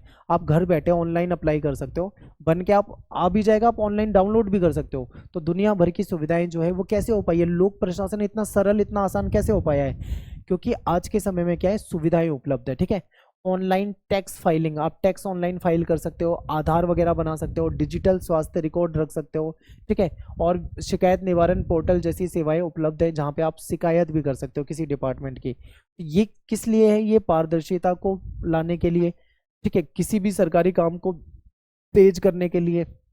और डिजिटल गवर्नेंस जो है प्रशासन को अधिक जन सुलभ, यानी जनता आसानी से इनसे जुड़ सके, अपने काम आसानी से करवा पाए, इसलिए ये डिजिटल गवर्नेंस जो है ये लाई गई है। ठीक है, तो यहाँ पे अपना क्वेश्चन खत्म हो जाता है। अब लास्ट में निष्कर्ष जो है, निष्कर्ष में आप लिख सकते हो कि नियंत्रण से सहयोग की यात्रा, यानी कि लोक प्रशासन का विकास जो है समाज की बदलती प्राथमिकताओं और चुनौतियों को दर्शाता है। जहाँ पहले नियम और कार्यकुशलता पे ध्यान दिया जाता था, लेकिन अब ये समावेशन की बात करता है, न्याय की बात करता है, नवाचार की बात करता है। ठीक है, तो ये बातें आप यहाँ पे बता सकते हो। तो यहाँ पे अपना ये क्वेश्चन खत्म हो जाता है। आप इसका स्क्रीनशॉट लेके इसको पढ़ सकते हो। निष्कर्ष वैसे आपको ज्यादा बड़ा नहीं लिखना, मैंने आपको यहाँ पे दिखा तो दिया, लेकिन इतना बड़ा पेपर में मत लिखना, 4 लाइन से ज्यादा का मत लिखना, बहुत हो जाता है। ठीक है, नेक्स्ट क्वेश्चन है हमारा, FW टेलर के द्वारा प्रतिपादित वैज्ञानिक प्रबंधन जो है इस सिद्धांत के बारे में आपको इसका एक विश्लेषण करना है। ठीक है, यानी कि जो टेलर के द्वारा, ठीक है, FW टेलर के द्वारा जो वैज्ञानिक प्रबंधन का जो सिद्धांत दिया गया था इसके बारे में आपको यहाँ पे विस्तार से बताना है। ठीक है, तो देखिए इनको डिटेल में समझते हैं एक बार। देखिए ये जो टेलर थे इन्हें वैज्ञानिक प्रबंधन का जनक माना जाता है। ठीक है, जनक क्यों कहा जाता है? क्योंकि इन्होंने क्या करा, इन्होंने एक शोध किया, एक अध्ययन किया फैक्ट्रियों में काम करने वाले मजदूरों पे। तो इन्होंने ये पाया कि कुछ ऐसे जो पुराने काम करने के कुछ तरीके ऐसे हैं जिसकी वजह से टाइम भी ज्यादा लगता है और उत्पादन भी कम होता है। ठीक है, तो इन्होंने ऐसा तरीका निकाला जिससे कि फैक्ट्रियों में उत्पादन बढ़ जाए। ठीक है, तो समझते हैं। तो देखिए क्या होता है, 1900 के दशक की शुरुआत में फैक्ट्रियों को अधिक कुशल यानी और अच्छे से बेहतर बनाने और उत्पादक बनाने के लिए काम करने का एक नया तरीका जो था उन्होंने पेश किया था इन्होंने। ठीक है, और एक इंजीनियर के रूप में इन्होंने देखा कि जो पुराने तरीके हैं इससे काम करना जो है धीमा है और अव्यवस्थित है। यानी कि जो पुराने तरीके थे जिससे काम किया जाता था उससे काम भी धीमा होता था, अव्यवस्थित होता था और उत्पादन भी उतना ज्यादा नहीं होता था, ऐसा इन्होंने देखा था। ठीक है, आगे देखो फिर ये क्या बोलते हैं। इनकी जो विधि थी जिसे वैज्ञानिक प्रबंधन या फिर टेलरवाद के नाम से भी जाना जाता है। अब देखो, इसको वैज्ञानिक प्रबंधन भी कहा जाता है और टेलरवाद भी कहा जाता है। पेपर में हो सकता है क्वेश्चन में ये पूछे कि टेलरवाद से आप क्या समझते हो, तो आपको यही बताना है। ठीक है, तो इसको समझते हैं। देखिए, टेलरवाद भी इसको कहा जाता है। इसके द्वारा काम का जो अध्ययन करने, कार्य को बेहतर ढंग से करने और बर्बादी जो होती थी उसको कम करने के लिए वैज्ञानिक तरीकों का उपयोग किया था। ठीक है, कि वैज्ञानिक तरीकों से का उपयोग करके ये देखा गया कि कैसे हम काम को अच्छा कर सकते हैं, काम में जो बर्बादी होती है उसको कैसे हम कम कर सकते हैं और जो उत्पादन होता है उसको हम कैसे बढ़ा सकते हैं। ठीक है, हालांकि इनकी जो सोच थी इसका उद्योगों पे कहीं ना कहीं प्रभाव तो बहुत ज़्यादा पड़ा, लेकिन कुछ लोगों ने इनके इस सोच की आलोचना भी करी। आलोचना क्यों की थी भाई लोगों ने? क्योंकि ये मजदूरों को इंसान की बजाय मशीन की तरह देखने का आरोप लगाता है। ठीक है, क्योंकि इनका जो मेन उद्देश्य था वो क्या था, उत्पादन को बढ़ाना है और बहुत तेजी से बढ़ाना है। अगर उत्पादन बहुत तेजी से बढ़ेगा तो जाहिर सी बात है कि जो मजदूर लोग होंगे उनसे बहुत ज्यादा काम लिया जाएगा, और जब मजदूरों से बहुत ज्यादा काम लिया जाएगा तो कहीं ना कहीं मशीनों की तरह उनको खींचा ही जाएगा। तो जाहिर सी बात है कि इसकी आलोचना तो होनी ही थी। आगे देखते हैं क्या होता है। वैज्ञानिक प्रबंधन के मुख्य सिद्धांत को समझते हैं। तो टेलर का सिद्धांत जो है 4 प्रमुख सिद्धांतों पे आधारित था। सबसे पहला पॉइंट जो है यह है वैज्ञानिक कार्य विश्लेषण, यानी जो पारंपरिक अनुमान आधारित जो तरीके थे उसकी बजाय प्रत्येक कार्य को वैज्ञानिक तरीके से अध्ययन किया जाना चाहिए ताकि उसे करने में सबसे कुशल तरीका खोजा जा सके। ठीक है, यानी जो पुराना जो पारंपरिक तरीका आ रहा था ना काम करते हुए जिससे चले आ रहे थे उसको खत्म करके नया वैज्ञानिक तरीका अपनाना था जिससे कि और अच्छे तरीके से काम हो सके। ठीक है, कुशल तरीके से काम हो सके, उस तरीके को खोजना था। सेकंड है चयन और प्रशिक्षण। ठीक है, यानी कर्मचारी जो है इनका चयन जो है वैज्ञानिक आधार पे किया जाना चाहिए। फिर उन्हें उनके विशिष्ट कार्यों के लिए उचित ट्रेनिंग भी देनी चाहिए। ठीक है, कहने का मतलब है कि जब भी किसी कर्मचारी को हम भर्ती करते हैं तो हमको वैज्ञानिक आधार पे उनकी भर्ती करनी है। हमको देखना है कि कौन सा व्यक्ति किस चीज में एक्सपर्ट है। जो व्यक्ति जिस काम में जिस चीज में एक्सपर्ट है उसको उसी काम के लिए हमको क्या करना चाहिए, रखना चाहिए। ठीक है, और उसको वही काम हमको देना चाहिए और उसको उसकी ट्रेनिंग भी देनी चाहिए, जिससे कि क्या होगा, जाहिर सी बात है उत्पादन जो है वो बढ़ेगा। नेक्स्ट स्लाइड पे चलते हैं। उपकरणों और प्रक्रियाओं का माननीकरण। ठीक है, इसको समझते हैं। जो उपकरण होते हैं, जो टूल होते हैं जो काम करते हैं जिससे मजदूर लोग, वो और कार्य विधियों का मानकीकरण किया जाना चाहिए ताकि अधिकतम दक्षता प्राप्त हो सके। ठीक है, उसका एक स्टैंडर्ड तय कर दिया जाए ताकि उसके आधार पे सभी जगह पे काम हो और एक बेहतरीन काम हो सके। फिर फोर्थ पॉइंट जो है वो ये है कि कार्य का विभाजन, ये बहुत इंपॉर्टेंट है।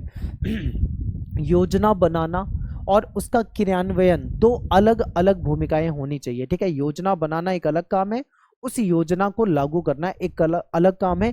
इस तरीके से इसको देखना चाहिए। और प्रबंधक योजना बनाए और श्रमिक उसको पूरा करे, यानी कि योजना बनाने वाले जो मैनेजमेंट वाले लोग होते हैं वो योजना बनाएं और जो मजदूर लोग हैं वो क्या करें, उस पर लागू करें, उस पर काम करें। ठीक है, आगे देखते हैं।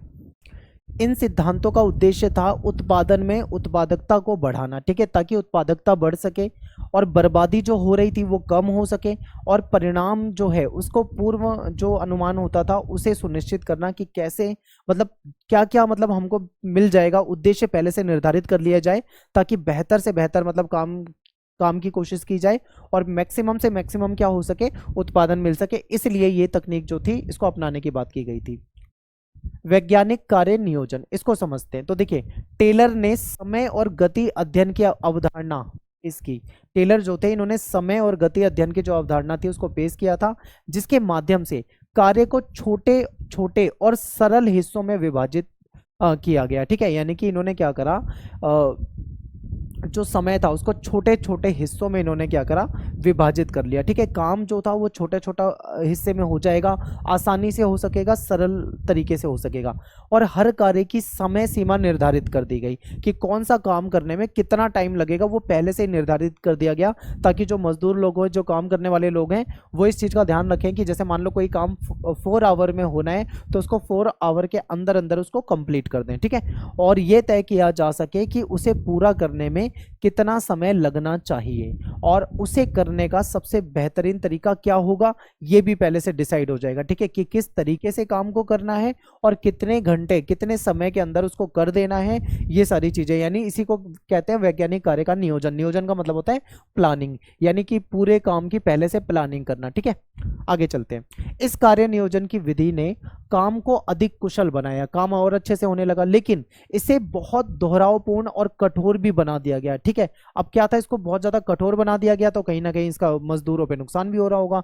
आगे देखते हैं। इस पद्धति में जो श्रमिक होते थे, जो मजदूर होते थे, उनको रचनात्मक व्यक्तियों की बजाय मशीनों की तरह देखा जाने लगा। ठीक है, यानी मजदूर जो थे उनको क्रिएटिव आदमी की तरह नहीं देखा जा रहा, बल्कि उसको देखा जा रहा है कि ये मशीन है। आदमियों को मतलब मजदूरों को मशीन बना दिया और उनसे खूब काम कराया जा रहा है, खूब काम कराया जा रहा है, ऐसा होने लगा।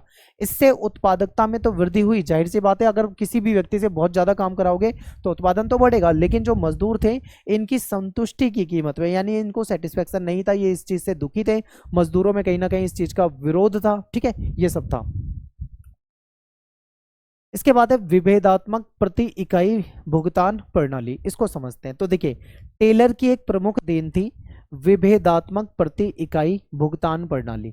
इसके अंतर्गत क्या था, जो मजदूर निर्धारित उत्पादन लक्ष्य को पूरा करते थे, उससे अधिक उत्पादन करते थे, उन्हें अधिक वेतन दिया जाता था। ठीक है, यानी कि भाई काम निर्धारित कर दिया गया था, यानी कि जैसे होता नहीं प्राइवेट कंपनियों में टारगेट दे दिया जाता है, और जो टारगेट को पूरा कर लेता है उसको सैलरी तो मिलती है, और अगर टारगेट से थोड़ा और ऊपर कर ले तो उनको इंसेंटिव भी मिलता है। ये सब यहीं से आया है। ठीक है, यानी काम पहले से निर्धारित है, लक्ष्य निर्धारित है, जो उस काम को पूरा कर लेता है तो ठीक है, और उसको क्या है, अगर अच्छा उत्पादन कर देता है तो उसको अधिक वेतन भी दिया जाएगा, यानी एक इंसेंटिव के रूप में दिया जाएगा। मान लो कोई व्यक्ति टारगेट ही पूरा नहीं कर पा रहा तो इंसेंटिव तो छोड़ो, सैलरी भी उसको शायद ही देते हो।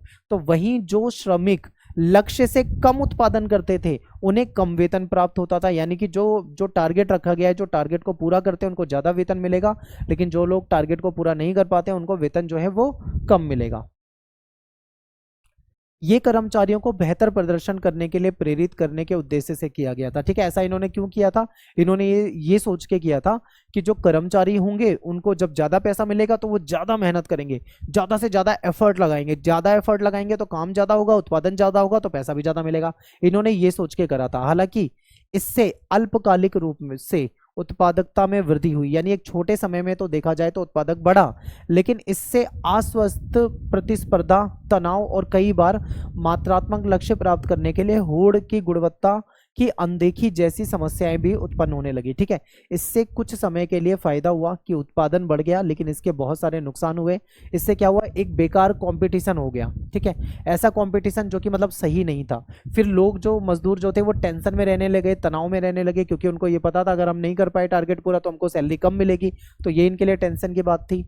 और कई बार क्या था कि ये जो मतलब एक क्वांटिटी दे दी जाती थी ना, इतना आपको काम करना है, ये जो लक्ष्य प्राप्त करने वाली जो होड़ थी, इस होड़ की वजह से जो क्वालिटी होती है उसकी अनदेखी की जाने लगी। अब मजदूर भी क्या करते भाई, मजबूरी थी, सैलरी तो सबको चाहिए, तो मजदूर क्या करते थे, उल्टा सीधा मतलब धड़ाधड़ काम कर देते थे, जिसकी वजह से क्वालिटी जो है काम की वो खराब हो जाती थी। ठीक है,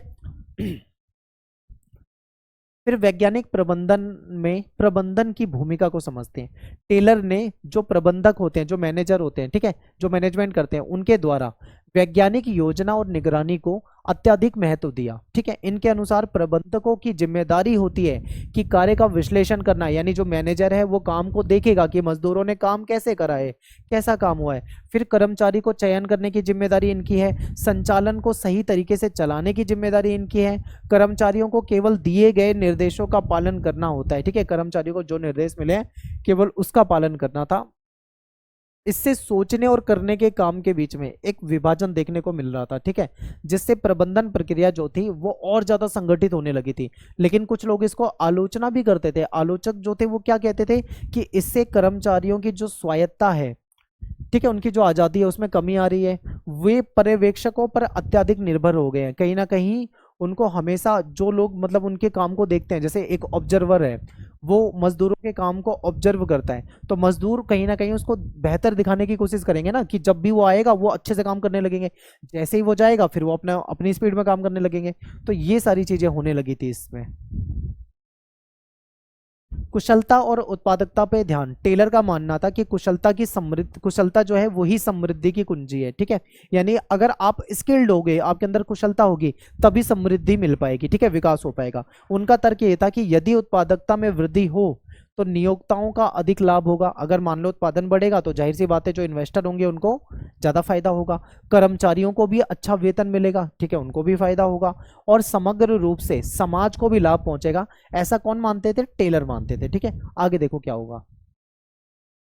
हालांकि ये तर्क कुछ मामलों में कारगर साबित भी हुआ, लेकिन इसने नौकरी की संतुष्टि, रचनात्मकता और कर्मचारियों के आपसी संबंध जैसे जो महत्वपूर्ण मानवीय पहलू थे, इसकी अनदेखी करी।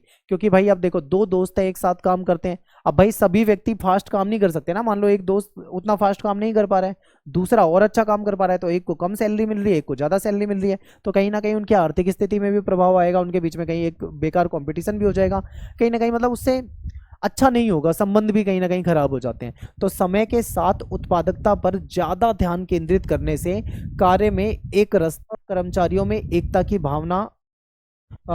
भावना जो है वो उत्पन्न होने लगी थी, ठीक है। तो ये एक चीज है कि समय के साथ साथ क्या होता है, उत्पादकता पे अत्यधिक ध्यान केंद्रित करने के कारण क्या होता है, कार्य में एक रसता हो जाती है, एक जैसा काम होने लग जाता है, कर्मचारियों में एकता की भावना भी उत्पन्न होने लग जाती है। वैज्ञानिक प्रबंधन के सकारात्मक योगदान को देखते हैं। आलोचनाओं के बावजूद टेलर के सिद्धांत में संगठनों में कई सकारात्मक बदलाव लेकर आए थे। जैसे कि देखो, सुधरे हुए कार्य मानक, यानी कि अब काम जो था पहले के मुकाबले सुधर चुका था, ठीक है। कार्य अधिक संरचित था और मापनीय हो गया था, बेहतर हो गया था। फिर बेहतर प्रशिक्षण, अब जो कर्मचारी लोग होते थे, जो काम करने वाले लोग होते थे, उनको उचित निर्देश दिए जाते थे, उनको ट्रेनिंग दी जाती थी, उनकी स्किल को सुधारने पे फोकस किया जाता था, ताकि कर्मचारी जो उनको अच्छी ट्रेनिंग मिले, वो अच्छे से सीख पाए, ठीक है। फिर प्रबंधकीय जिम्मेदारी, यानी जो मैनेजर होते हैं, जो मैनेज करने वाले होते हैं, योजना बनाने वाले होते हैं, जो प्रबंधक होते हैं, तो प्रबंधक योजना बनाने और उसके प्रदर्शन के लिए अधिक जिम्मेदार बन चुके थे। क्योंकि भाई कोई काम होता था तो जो ऊपर वाले अधिकारी होते थे वो सीधा प्रबंधक की गलतियां निकालते थे, ठीक है, और प्रबंधक मजदूरों की गलतियां निकालता था, ये होता था सिस्टम। फिर आधुनिक प्रबंधन की नींव, यानी टेलर के कार्यों ने संचालन, मानव संसाधन प्रबंधन और प्रदर्शन प्रबंधन जैसे जो बाद के सिद्धांत थे, इसकी आधारशिला रखी थी, ठीक है। आगे चलते हैं। संक्षेप में देखें तो टेलर ने कार्य को पेशेवर बनाया, यानी प्रोफेशनल बना दिया, और प्रशासन में दक्षता को एक केंद्रीय मूल्य के रूप में इन्होंने स्थापित किया था, ठीक है। अब वैज्ञानिक प्रबंधन जो है, इसकी कुछ आलोचनाएं हुई। इसकी आलोचनाएं कैसे हुई, क्यों हुई, इसको देखते हैं। तो देखिए, इसमें आलोचना ये हुई कि कर्मचारी लोग जो हैं, जो काम करने वाले मजदूर हैं, उनको मशीन समझा जाने लगा है, ठीक है। ये सिद्धांत भावनाओं और सामाजिक आवश्यकता और व्यक्तिगत जो विकास है उसकी उपेक्षा करता है, ठीक है। कहीं ना कहीं लोगों को मशीन समझता है। लचीलापन की कमी थी, क्योंकि भाई स्टैंडर्ड सेट हो चुके थे, प्रक्रिया कठोर हो चुकी थी, तो इसके हिसाब से कहीं ना कहीं काम में वो लचीलापन नहीं था। शोषण का खतरा, क्योंकि उत्पादकता की होड़ थी, ज़्यादा से ज़्यादा उत्पादन करने की बात चलती थी, तो ऐसे में कहीं ना कहीं कर्मचारियों पे बोझ पड़ता था, ठीक है। उनको टारगेट दिया जाता था, टारगेट उनको पूरा करना होता था, तो इससे उनका शोषण होता था। कर्मचारियों की भागीदारी नहीं, यानी कि निर्णय केवल प्रबंधक लेते थे, मैनेजर, बड़े लोग लेते थे, जबकि कर्मचारियों की उसमें कोई सलाह भी नहीं ली जाती थी, ठीक है, तो ये भी गलत था। फिर मात्रा पे ध्यान, यानी क्वांटिटी पे ध्यान दिया जाता था कि काम कितना ज्यादा हो रहा है, गुणवत्ता पे ध्यान नहीं दिया जाता था, यानी कि क्वांटिटी पे ध्यान दिया जाता है, क्वालिटी पे ध्यान नहीं दिया जाता, ठीक है। यानी ये देखा जाता है कितना ज्यादा काम हो रहा है, पर वो ये नहीं देख रहे थे कि वो काम की क्वालिटी है या नहीं है, ये हो रहा था। तो प्रोत्साहन के चलते कर्मचारी जो थे केवल मात्रा बढ़ाने, यानी क्वांटिटी को बढ़ाने में ध्यान देते थे, भले ही क्वालिटी गिर जाए, खराब हो जाए, उससे उनको मतलब नहीं था। इन सीमाओं से यह स्पष्ट होता है कि टेलर का जो सिद्धांत है, भले ही कुशल रहा हो, ठीक रहा हो, लेकिन ये लंबे समय के हिसाब से देखें तो ये ज़्यादा टिकाऊ नहीं था, ठीक है, क्योंकि इससे मजदूरों का शोषण होता था और कहीं ना कहीं ये बेहतर नहीं था। अब लोक प्रशासन पे इसका प्रभाव देखते हैं तो टेलर के जो विचार है ना, उसने जो प्रारंभिक लोक प्रशासन थे उसको कहीं ना कहीं प्रभावित किया था, ठीक है, उसको कहीं ना कहीं विशेष रूप से प्रशासनिक सिद्धांत के क्लासिकल युग के दौरान गहराई से प्रभावित किया था। तो सार्वजनिक संस्थाओं ने इसको अपनाया, उन्होंने भी जो हर काम के लिए एक्सपर्ट रखने शुरू कर दिए, औपचारिक प्रक्रियाएं और नियम बना दिए गए, कार्य का स्पष्ट विभाजन कर दिया गया कि काम को पहले से बांट दो, किसका क्या काम है, सबकी जिम्मेदारी सेट कर दो। फिर कई सरकारी जो डिपार्टमेंट थे उन्होंने भी अपनी प्रक्रिया को सरल बनाने के लिए, सेवाओं और कुशलताओं से प्रदान करने के लिए वैज्ञानिक प्रबंधन जो था इनका, उसका उपयोग करना शुरू कर दिया, ठीक है। हालांकि समय के साथ साथ प्रशासन के जो मानवीय पक्ष थे जैसे प्रेरणा, भागीदारी, मोटिवेशन, इन सब चीज़ों को भी ध्यान दिया जाने लगा था, लेकिन टेलरवाद का जो प्रभाव था ना वो बाद में धीरे धीरे कम होने लगा था, ठीक है, ये याद रखना है। फिर बाद के सिद्धांतों से तुलना अगर करें, टेलरवाद के बाद के जो सिद्धांत है, तो देखिए टेलर का जो सिद्धांत था वो मानव संबंध सिद्धांत, ठीक है, और व्यवहारिक दृष्टिकोण ने, ये जो दो सिद्धांत और आते हैं जैसे मानव संबंध सिद्धांत जो कि एल्टन मेयो का है इसने, और जो हर्बर्ट साइमन का सिद्धांत था व्यवहारिक दृष्टिकोण, इन्होंने कहीं ना कहीं टेलर के सिद्धांत को चुनौती दी। जैसे कि कर्मचारियों की प्रेरणा हो गई, टीम वर्क हो गया, कम्युनिकेशन हो गया, भावनात्मक आवश्यकताएं हो गई, बहुत सारी चीज़ें जो थी, जो टेलर के सिद्धांत में कमियां थी वो कमियां इनके सिद्धांत में नहीं थी, तो इनके सिद्धांत ने कहीं ना कहीं उसको चुनौती दी, ठीक है। फिर बाद में new public management, governance model, ये जो जैसे जैसे आगे बढ़ते गए तो कहीं ना कहीं उन्होंने भी इसकी वकालत शुरू कर दी। फिर विकेंद्रीकरण की बात की जाने लगी, यानी सब कुछ मतलब कुछ हाथों में नहीं रहेगा, ठीक है, लचीलापन पे भी ध्यान दिया जाने लगा, नागरिकों की भागीदारी पे भी ध्यान दिया जाने लगा।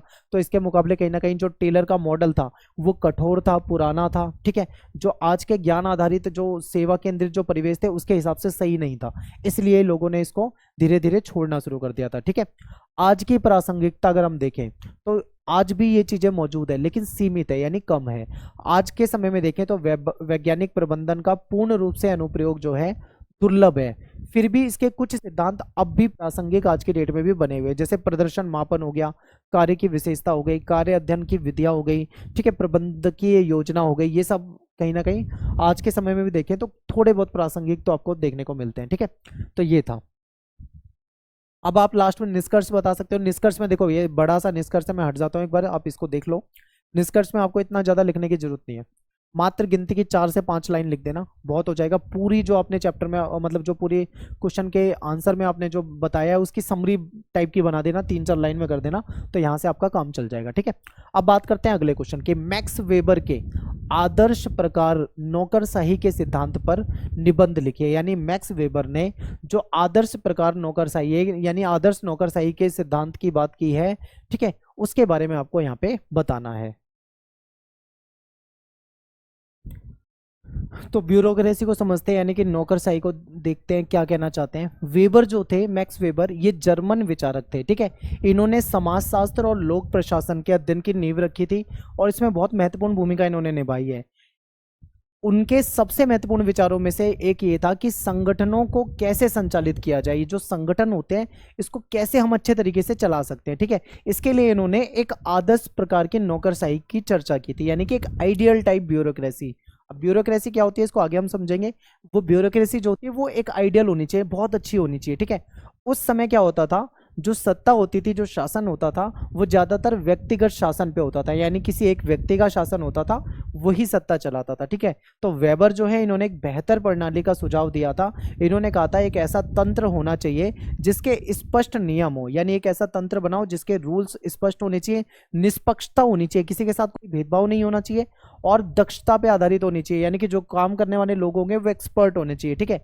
उनकी नौकरशाही की जो अवधारणा है इसमें संगठित कार्यालय, कड़े नियम और प्रशिक्षित कर्मचारियों की बात थी, ठीक है। नौकरशाही का मतलब क्या होता है, वैसे तो अधिकारी लोग होते हैं जो सरकार के लिए काम करते हैं, ठीक है। तो अब यहाँ पे बात करते हैं कि नौकरशाही की इनकी जो अवधारणा थी उसमें एक बेहतरीन कार्यालय होना चाहिए, उस ऑफिस के कुछ रूल्स नियम होने चाहिए, और वहाँ पे ट्रेंड कर्मचारी होने चाहिए, ठीक है, जिसको ट्रेनिंग मिली हो। हालांकि ये एक सिद्धांत था, फिर भी इनका जो मॉडल है ना, आज भी आप देखोगे तो जो सरकार है या जो बड़े बड़े संगठन होते हैं उसमें आज भी ये मॉडल अपनाया जाता है। ठीक है, अब आगे देखते हैं कि ब्यूरोक्रेसी क्या होता है। ठीक है, नौकरशाही क्या होता है। तो ये फ्रेंच शब्द होता है ब्यूरो, ठीक है, जिसका मतलब होता है कोई ऑफिस या कोई डेस्क। दूसरा शब्द है ग्रीक शब्द, ठीक है, जिसका नाम, जिसको क्रातिया कहा जाता है। इनसे मिलकर बना है ब्यूरोक्रेसी। सिंपल भाषा में अगर हम देखें तो नौकरशाही का मतलब होता है कार्यालय या अधिकारियों के द्वारा शासन, यानी जो अधिकारी लोग होते हैं वो नौकरशाही। जैसे भारत के नजरिए से देखें तो भारत की सरकार है, यहाँ पे सरकार का शासन है, लोकतांत्रिक शासन है। लेकिन जो बड़े बड़े अधिकारी होते हैं, आईएएस ऑफिसर, आईपीएस ऑफिसर, या फिर और भी किसी डिपार्टमेंट के जो सरकारी कर्मचारी हैं, वो सब नौकरशाही होते हैं, क्योंकि मिलकर काम होता है ना, तो यही होते हैं नौकरशाही। ये एक ऐसा प्रशासनिक तंत्र को दर्शाता है जिसमें क्या होता है, आपको संगठन देखने को मिलेगा। ठीक है, संगठन होता है, पदानुक्रम होता है, यानी कि जो कर्मचारी होते हैं इनका पद होता है। एक कोई बड़ा अधिकारी होगा, फिर उसके नीचे बहुत सारे छोटे अधिकारी होंगे, उनके नीचे और बहुत सारे छोटे अधिकारी होंगे। इस तरीके से पूरा एक पदानुक्रम होता है। और औपचारिक नियम होते हैं, ठीक है, नियमों पर आधारित होता है, रूल्स होते हैं, उन रूल्स को सभी अधिकारियों को फॉलो करना होता है। विशेष रूप से सरकार और बड़ी संस्थाओं में जो भी रूल्स होते हैं सबको वो रूल्स फॉलो करने होते हैं। ठीक है, वेबर ने नौकरशाही को मानव गतिविधि को संगठित करने का सबसे दक्ष और तार्किक तरीका जो है इन्होंने ये अपनाया है। वेबर की आदर्श प्रकार की संकल्पना, इसको समझते हैं। तो देखिए वेबर जो है इन्होंने आदर्श प्रकार, ठीक है, आदर्श प्रकार यानी आइडियल टाइप शब्द का प्रयोग किया है, जो किसी पूर्ण या परिपूर्ण चीज को दर्शाने के लिए नहीं बल्कि एक सैद्धांतिक मॉडल के रूप में किया जाता है। ठीक है, यूज किया जाता है, जो वास्तविक दुनिया की स्थितियों का विश्लेषण और तुलना करने में मदद करता है। अब यहाँ पे जो आदर्श प्रकार है ना, आदर्श प्रकार मतलब बहुत अच्छा, बेहतरीन। ठीक है, इसका मतलब एक तरह से ये है एक बेहतरीन व्यवस्था हो, बेहतरीन नौकरशाही हो, इनका ये कहना था। तो आदर्श प्रकार की जो नौकरशाही है एक ऐसा मानकीकृत ढांचा है, यानी मानव के द्वारा बनाया हुआ एक ऐसा स्ट्रक्चर है जो वास्तव में पूरी तरह से कहीं मौजूद नहीं है। क्योंकि भाई बिल्कुल बेहतरीन एक आदर्श व्यवस्था दुनिया में कहीं बनाई ही नहीं जा सकती है। ठीक है, लेकिन उसको कुछ हद तक उसको सुधारा जा सकता है। ठीक है, लेकिन ये वास्तविक नौकरशाहियों का मूल्यांकन करने के लिए एक मापदंड प्रदान करता है कि कैसे हम एक अच्छी नौकरशाही तैयार कर सकते हैं। ठीक है, ये दर्शाता था कि पूरी तरह से तार्किक और वैधानिक संगठन जो होते हैं वो कैसे काम करेंगे। ठीक है, कोई भी वैधानिक संगठन, कोई भी कानूनी संगठन जो है वो काम कैसे करेगा, उसके कुछ रूल्स होंगे, यानी उसके कुछ नियम होंगे। ठीक है, उसमें कुछ कर्मचारी होंगे, यानी कि ब्यूरोक्रेसी होगी, काम करने वाले नौकरशाह होंगे, और उन नौकरशाहों को रूल्स के अकॉर्डिंग ही काम करना होगा। ठीक है, ये सारी बातें यहाँ पे बताई गई है। आदर्श प्रकार की नौकरशाही की कुछ महत्वपूर्ण विशेषताओं को देख लेते हैं एक बार। इसमें क्या होता है, स्पष्ट नियम होते हैं, यानी कि एक कोई भी आदर्श प्रकार की कोई भी अच्छी नौकरशाही जो होगी उसकी विशेषता में सबसे पहले ये होगा कि औपचारिक नियम होंगे। ठीक है, फॉर्मल कुछ रूल्स होंगे और उन रूल्स को सभी को फॉलो करना होगा। ठीक है, तो एक आदर्श यानी एक बेहतर नौकरशाही लिखित नियमों के निर्धारित सेट के अनुसार काम करती है। ठीक है, लिखित में पहले से नियम होंगे, उन नियमों के अनुसार इनको काम करना होता है। ये नियम निर्णय और कार्यों का मार्गदर्शन करते हैं, जिससे स्थिरता, अनुशासन और निष्पक्षता सुनिश्चित होती है, क्योंकि सबके लिए रूल होते हैं तो रूल को सभी को फॉलो करना है। सभी की जिम्मेदारियां सेट होती है, सभी के जो कार्य होते हैं वो सबके पहले से ही सेट होते हैं। ठीक है, सभी को उनको ध्यान में रख के काम करना होता है, सभी की भावनाओं का ख्याल रखना होता है, किसी के साथ कोई पक्षपात नहीं करना होता। ठीक है, इन सब चीज़ों का ध्यान रखना है। फिर दूसरा पॉइंट है कि प्राधिकरण का पदानुक्रम, यानी नौकरशाही प्रणाली में एक स्पष्ट आदेश श्रृंखला, ठीक है, चैन ऑफ कमांड होती है, जिसमें हर स्तर का प्राधिकारी अपने नीचे के स्तर की निगरानी करता है। जैसे कि मान लो एक बड़ा अधिकारी है, मान लो कोई डिपार्टमेंट है, मैं आपको एग्जांपल दे दूं, जैसे मान लो एजुकेशन डिपार्टमेंट है। ठीक है, एक बड़ा अधिकारी होगा जो उसका सबसे बड़ा हेड होगा, उसके नीचे बहुत सारे लोग काम करने वाले होंगे। ठीक है, और उनके नीचे बहुत सारे लोग काम करने वाले होंगे। तो जो बड़ा वाला अधिकारी होगा ये अपने नीचे वाले अधिकारियों के काम की देखरेख करेगा, फिर ये अपने नीचे वाले अधिकारियों के काम की देखरेख करेंगे, फिर ये इनके नीचे जो काम करते होंगे उनकी देखरेख करेंगे, ठीक है।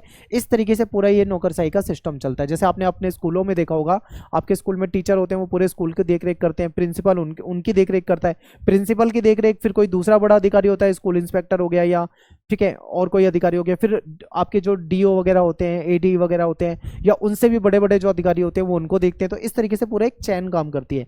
ये व्यवस्था जो है अनुशासन और जिम्मेदारी और जिम्मेदारियों की स्पष्टता को सुनिश्चित करती है कि ये जो सिस्टम है ना, ये पूरा देखता है कि उनके नीचे वाला जो व्यक्ति है, जो कर्मचारी है, वो सही से काम कर रहा है नहीं कर रहा, अनुशासन का पालन हो रहा है नहीं हो रहा है, इसको देखते हैं। जिम्मेदारी को देखते हैं, कोई जिम्मेदारी निभा रहा है या नहीं निभा रहा है, इन सब चीजों को सुनिश्चित किया जाता है।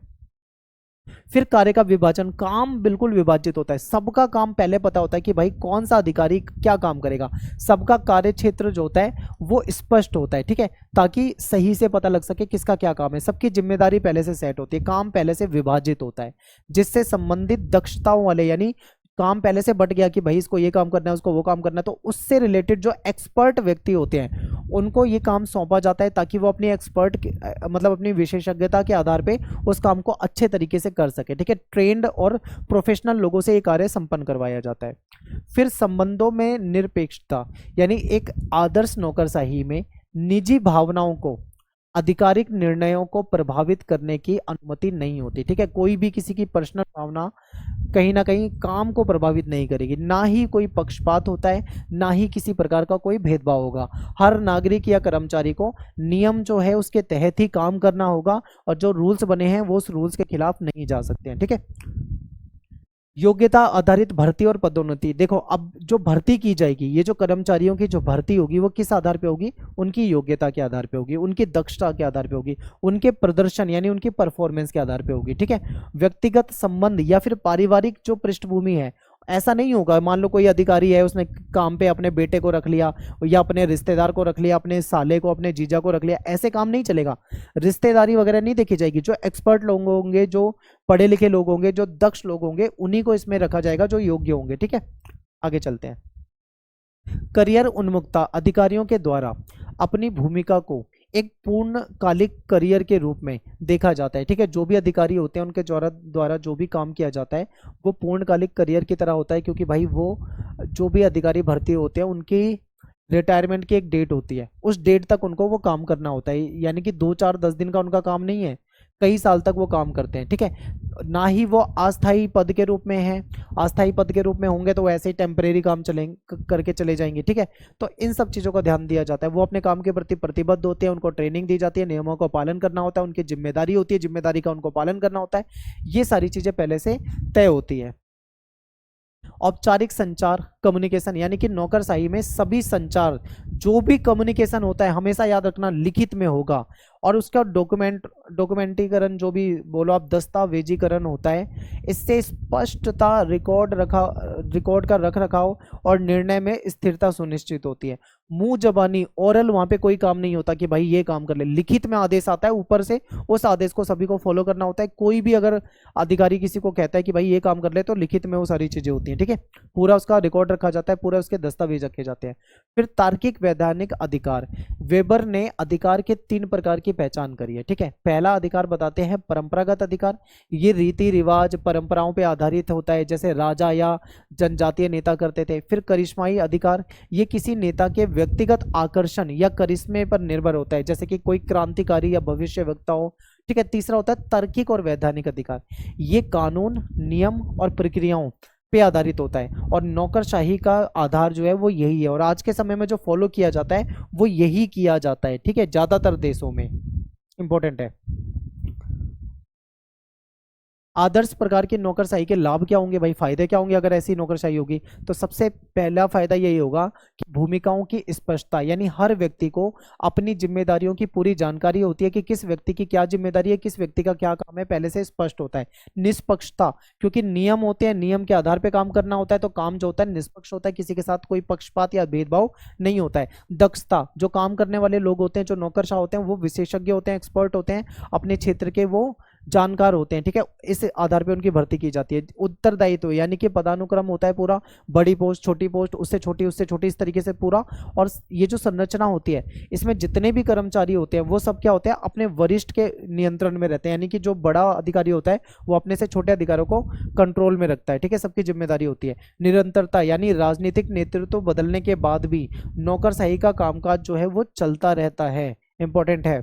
आगे चलते हैं, वेबर की नौकरशाही की कुछ आलोचनाओं को देखते हैं। तो देखिए, इनकी जो नौकरशाही है इसकी कुछ आलोचनाएं भी हुई हैं।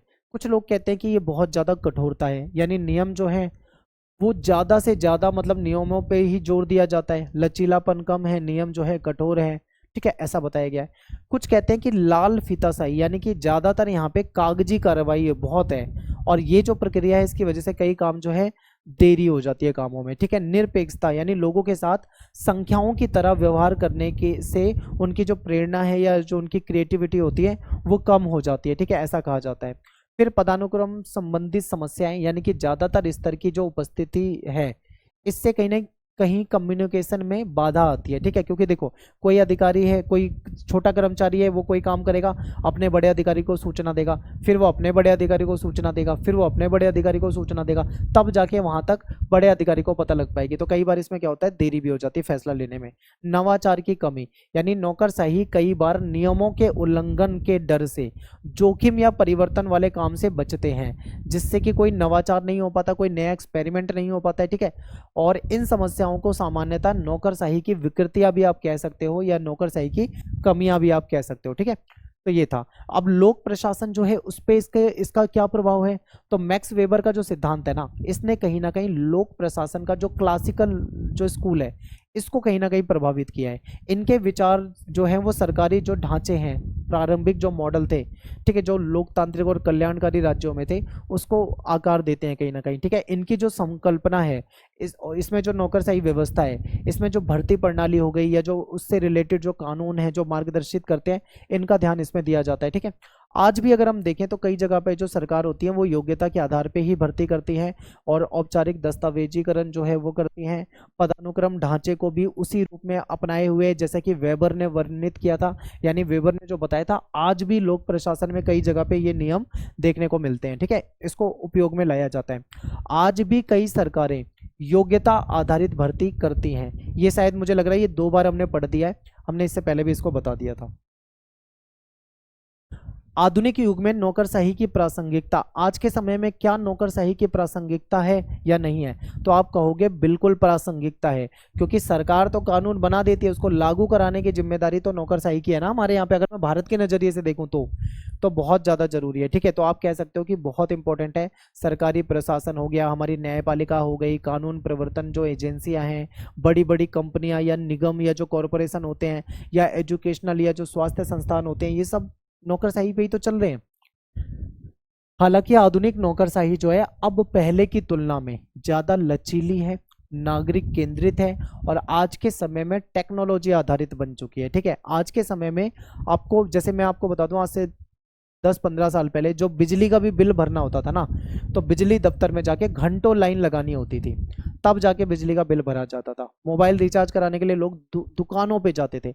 अब क्या है, अब टेक्नोलॉजी आ गई, टेक्नोलॉजी की वजह से सारे काम आसानी से हो जाते हैं। अब आप गवर्नेंस के कोई भी काम, आपको कोई फॉर्म भरना हो तो ऑनलाइन भर सकते हो, ठीक है। कोई जन्म प्रमाण पत्र, मृत्यु प्रमाण पत्र, कुछ भी बनवाना हो आप ऑनलाइन कर सकते हो। तो कहीं ना कहीं आज के समय में टेक्नोलॉजी आ गई है, और टेक्नोलॉजी की वजह से नौकरशाही का जो काम है थोड़ा आसान हो गया है। ई गवर्नेंस हो गया, विकेंद्रीकरण हो गया, या जन भागीदारी जैसे जो सुधार हैं, ये क्लासिकल नौकरशाही की कठोरताओं को दूर करते हैं, ठीक है, और प्रशासन को कहीं ना कहीं ज़्यादा जिम्मेदार भी बनाते हैं और पारदर्शी भी बनाते हैं, ठीक है। अब उतना घपला वगैरह भी नहीं हो पाता है। विकल्प और संशोधन, तो आधुनिक विचारकों ने वेबर के मॉडल में सुधार के लिए कुछ सुझाव दिए हैं। उन्होंने बोला है कि इस मॉडल में कुछ कमियां हैं और इसको सुधारा जा सकता है। कैसे सुधारा जा सकता है, तो एल्टन मेयो जो है, इनका मानव संबंध दृष्टिकोण है।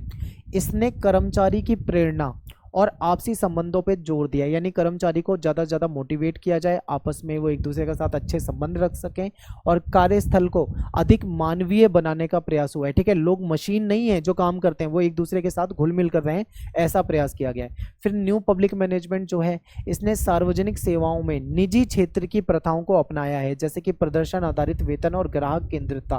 कहने का मतलब है कि कई बार सरकारी दफ्तर अच्छे से काम नहीं करते थे, सरकारी कर्मचारी काम नहीं करते थे, तो प्राइवेट सिस्टम बना दिया गया ताकि प्राइवेट कंपनियों को ठेका दे दिया जाता है, वो अच्छे से काम करवा लेते हैं, लोगों को फायदा होता है उससे। ठीक है, गवर्नेंस मॉडल ये पारदर्शिता को बढ़ाते हैं, कहीं ना कहीं भागीदारी और नेटवर्क आधारित सहयोग को बढ़ावा दे रहे हैं, जिससे कि प्रशासन जो है अधिक लोकतांत्रिक और अधिक जिम्मेदार बनता जा रहा है। ठीक है, ये याद रखना है।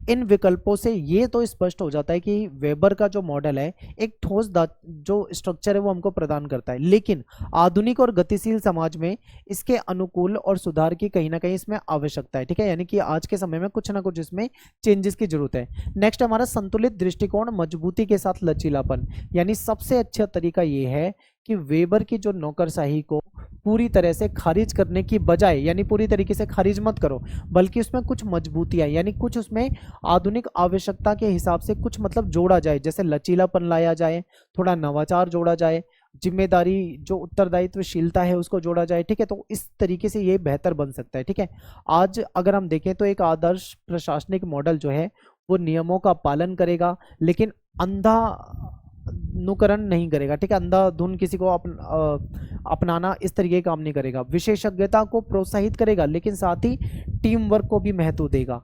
समानता सुनिश्चित करेगा, लेकिन साथ में व्यक्तिगत जरूरत का भी ध्यान रखेगा। ठीक है, तो ये एक संतुलित मॉडल जो है ये लाने की जरूरत है। वेबर के जो मॉडल है उसमें कुछ सिद्धांत में कुछ सुधार करने की जरूरत है। ठीक है, तो यहाँ पे खत्म हो जाता है। अब निष्कर्ष में देखो, वेबर का जो सिद्धांत है आदर्श प्रकार की नौकरशाही, इस सिद्धांत को लोक प्रशासन में ऐतिहासिक योगदान है, इसको अपनाया गया है, लेकिन इसमें कुछ कमियां भी हैं जिसमें सुधार की आवश्यकता है। ये सारी चीजें आप निष्कर्ष में लिख सकते हो। ठीक है, ज्यादा बड़ा निष्कर्ष नहीं लिखना है आपको पेपर में। तो यहाँ पे ये क्वेश्चन खत्म हो जाता है। अगला क्वेश्चन है, हर्बर्ट साइमन के निर्णय निर्माण सिद्धांत का परीक्षण कीजिए। ठीक है, इसको देखते हैं।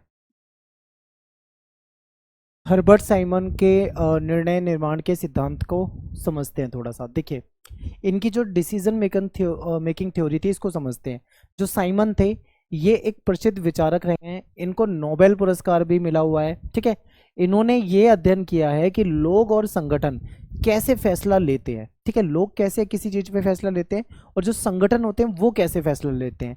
इन्होंने कहा कि प्रशासन का सबसे जो महत्वपूर्ण पहलू है वो है डिसीजन मेकिंग, यानी कि निर्णय निर्धारण करना। क्योंकि भाई देखो, कोई भी जीवन का फैसला हो डिसीजन तो लेना ही होता है। ठीक है, उनसे पहले अधिकतर विचार जो है वो नियमों और ढांचे पे केंद्रित होते थे। ठीक है, ज्यादातर क्या होता था, जो नियम रूल्स होते थे उस पे ही सारे विचारक काम करते थे, लेकिन इन्होंने उस चीज को नहीं देखा। इन्होंने बिल्कुल डिफरेंट, इन्होंने ये देखा कि निर्णय लिया कैसे जाता है, लोग कैसे निर्णय लेते हैं और लोग कैसा निर्णय लेने की कोशिश करते हैं। तो साइमन ने देखा कि असल जिंदगी में निर्णय कैसे लिए जाते हैं। उन्होंने कहा कि लोग जो होते हैं ना वो हमेशा सही या आदर्श निर्णय नहीं लेते। हमेशा मतलब देखो, हमसे भी कई बार ऐसा फैसला हो जाता है जो हमारे लिए सही नहीं होता, हमको बाद में लगता है कि यार हमने गलत फैसला लिया, अगर हम ऐसा कर लेते तो शायद वैसा हो जाता। समझो ना, हम सभी से मतलब जीवन में कई बार कोई ना कोई गलती हो जाती है डिसीजन लेने में। तो यही कहते हैं कि लोग हमेशा सही या आदर्श निर्णय नहीं लेते। क्यों? क्योंकि उनके पास जानकारी सीमित होती है, यानी कि हमारे पास नॉलेज नहीं है। ठीक है, कम नॉलेज है, या फिर वे अपनी भावनाओं और व्यवहार से प्रभावित होते हैं, जिस कारण उनसे क्या हो जाता है, गलत डिसीजन हो जाता है। ठीक है, उनके विचारों ने लोक प्रशासन को समझने के लिए एक अधिक यथार्थवादी और वैज्ञानिक दृष्टिकोण विकसित करने में कहीं ना कहीं मदद करी है। प्रशासन में निर्णय निर्धारण जो डिसीजन मेकिंग होता है वो क्या होता है, तो सिंपल शब्दों में देखो, निर्णय निर्धारण का मतलब ये होता है कि किसी भी प्रॉब्लम को, किसी भी समस्या को हल करने के लिए आपके पास जो ऑप्शंस अवेलेबल हैं उन ऑप्शंस में से सबसे अच्छे विकल्प को चुनना। ठीक है, प्रशासन में हर योजना या हर पॉलिसी या क्रिया की शुरुआत एक फैसले से होती है। ठीक है, एक अच्छे डिसीजन से होती है। मैं आपको एक एग्जांपल बताता हूं। जैसे मान लीजिए आप कहीं पे जा रहे हैं रोड पे, ठीक है, आपके सामने कोई एक्सीडेंट हो जाता है। अब आपने उस एक्सीडेंट को देखा और वहां पे आसपास कोई नहीं है, आपके पास संसाधन नहीं है। ठीक है, आप उस व्यक्ति को हॉस्पिटल पहुंचाना चाहते हैं, तो आपके सामने ऑप्शन हो सकते हैं। आप किसी व्यक्ति को हाथ दिखा के उसकी गाड़ी रुकवाओगे, हो सकता है वो गाड़ी वाला ले जाने से मना कर दे, या फिर हो सकता है कि आप किसी एम्बुलेंस को फ़ोन करोगे, ठीक है, एम्बुलेंस भी एक ऑप्शन हो सकता है। या फिर आपका कोई फ्रेंड आसपास रहता हो जिसके पास गाड़ी हो, आप उसे तुरंत फ़ोन करोगे कि आजा भाई जल्दी, ऐसे एक्सीडेंट हो गया है, इसको हॉस्पिटल पहुंचाते हैं। तो ऑप्शन आपके पास कई सारे होंगे। मान लो कोई प्रॉब्लम आपके सामने आ गई, आपके सामने कई ऑप्शन होंगे। अब समस्या ये है कि कौन सा ऑप्शन बेस्ट है और उस बेस्ट ऑप्शन को आप कैसे चुनते हो। कई बार क्या होता है, हमारे पास बेस्ट ऑप्शन होने के बाद भी हम कोई दूसरा ऑप्शन चुन लेते हैं, जिसकी वजह से बाद में हमको फील होता है कि यार गलत हो गया, ठीक है। तो यही यहाँ पे बताया गया है कि जो डिसीजन मेकिंग होता है वो सिंपल शब्दों में अगर हम देखें तो इसका मतलब होता है कि कोई समस्या आपके सामने है और उस समस्या को हल करने के लिए आपके सामने जो भी ऑप्शन अवेलेबल है उसमें से आपको सबसे बेहतर ऑप्शन चुनना होता है, ठीक है। प्रशासन में भी देखें तो कोई भी योजना होगी, कोई पॉलिसी होगी, कोई क्रिया होगी, उसकी शुरुआत जो होती है किसी ना किसी डिसीजन मेकिंग से ही होती है, ठीक है। चाहे कोई नया कर्मचारी भर्ती करना हो तो भी डिसीजन लेना पड़ेगा, बजट तय करना हो तो भी डिसीजन लेना पड़ेगा, कोई सार्वजनिक समस्या का समाधान करना हो तो भी डिसीजन लेना होगा। यानी कि हर जगह निर्णय निर्धारण शामिल होता है, यानी कि डिसीजन मेकिंग हर जगह होता ही होता है, बिना डिसीजन के कोई काम हो ही नहीं सकता, ठीक है। हर्बर्ट साइमन का मानना था कि ये समझना कि निर्णय कैसे लिए जाते हैं, निर्णय को लेना कैसे कैसे लिया जाता है और प्रशासन को बेहतर बनाने की कुंजी है। अगर मान लो प्रशासन यानी जो सरकारी अधिकारी हैं, सरकारी कर्मचारी हैं, वो इस चीज़ को समझ जाते हैं कि फैसला कैसे लेना है, सही फैसला कैसे लेना है, तो कहीं ना कहीं वो अच्छा प्रशासन कर पाएंगे, ठीक है, एक कामयाब प्रशासन कर पाएंगे। साइमन का दृष्टिकोण तर्कसंगत निर्णय निर्धारक। तो देखिए साइमन जो है, साइमन ने कहा कि लोग तर्कसंगत निर्णय लेने की कोशिश करते हैं, यानी अच्छा निर्णय लेने की कोशिश करते हैं, यानी वो सबसे अच्छा संभव विकल्प चुनना चाहते हैं। लोग चाहते हैं कि उसको सबसे बेहतरीन जो विकल्प है वो मिले, ठीक है। लेकिन असल जीवन में अच्छे तरीके से वो पूर्ण तर्कसंगत संभव नहीं हो पाता, ठीक है। लेकिन रियल लाइफ में सही तरीके से एक बेहतर डिसीजन नहीं हो पाता। लोगों के पास हमेशा पूरी जानकारी, कभी कभी पूरी जानकारी नहीं होती है, पूरा समय नहीं होता है, ठीक है, या सारे विकल्पों पे विचार करने की क्षमता नहीं होती। मान लो सारे विकल्प उसके सामने हैं लेकिन वो उस पर सही तरीके से विचार नहीं कर पाता है। इसी कारण उन्होंने सीमित तर्कसंगतता जो है, तर्कसंगतता, इसका विचार प्रस्तुत किया है, ठीक है। तो यही हमें इसमें समझना है कि जो साइमन का जो सीमित तर्कसंगतता का नियम है इसको समझने की कोशिश करते हैं। सीमित तर्क संगतता, ठीक है, वह वास्तविक तरीका जिसमें लोग निर्णय लेते हैं। यानी सीमित तर्क संगतता जो है साइमन के सबसे जो फेमस सिद्धांत था उसमें से एक है। इसके अनुसार मनुष्य जो होता है वो तर्कसंगत होने की कोशिश करते हैं, लेकिन उनकी जो क्षमता है, उनका समय, जानकारी, मानसिक क्षमता, इसके द्वारा कहीं ना कहीं सीमित होता है, ठीक है। लोग जो होते हैं वो अक्सर काफी अच्छा समाधान चुनते हैं बजाय इसके कि वे सबसे बेहतरीन समाधान चुनाव करें। कहने का मतलब है कि लोग अपनी तरफ से तो अपना बेस्ट देते हैं, सबसे बेहतरीन ही समाधान चुनते हैं, ठीक है, चुनने की कोशिश करते हैं, लेकिन कई बार ऐसा हो जाता है कि वो जो बेस्ट ऑप्शन होता है उसको नहीं चुन पाते हैं। निर्णय निर्माता सीमाओं के भीतर कार्य करते हैं, यानी कि जो पॉलिसी बनाने वाले होते हैं उनको कुछ लिमिटेशन होती है, उन लिमिटेशन के भीतर ही उनको काम करना होता है और ऐसे विकल्प चुनते हैं जो संतोषजनक होते हैं, ना कि परफेक्ट। याद रखिए, संतोषजनक मतलब ठीक ठाक फैसला कर लेते हैं लेकिन परफेक्ट फैसला वो नहीं करते हैं। ये विचार निर्णय निर्माण को अधिक यथार्थवादी और समझने योग्य बनाता है, विशेषकर जटिल सरकारी प्रणालियों में।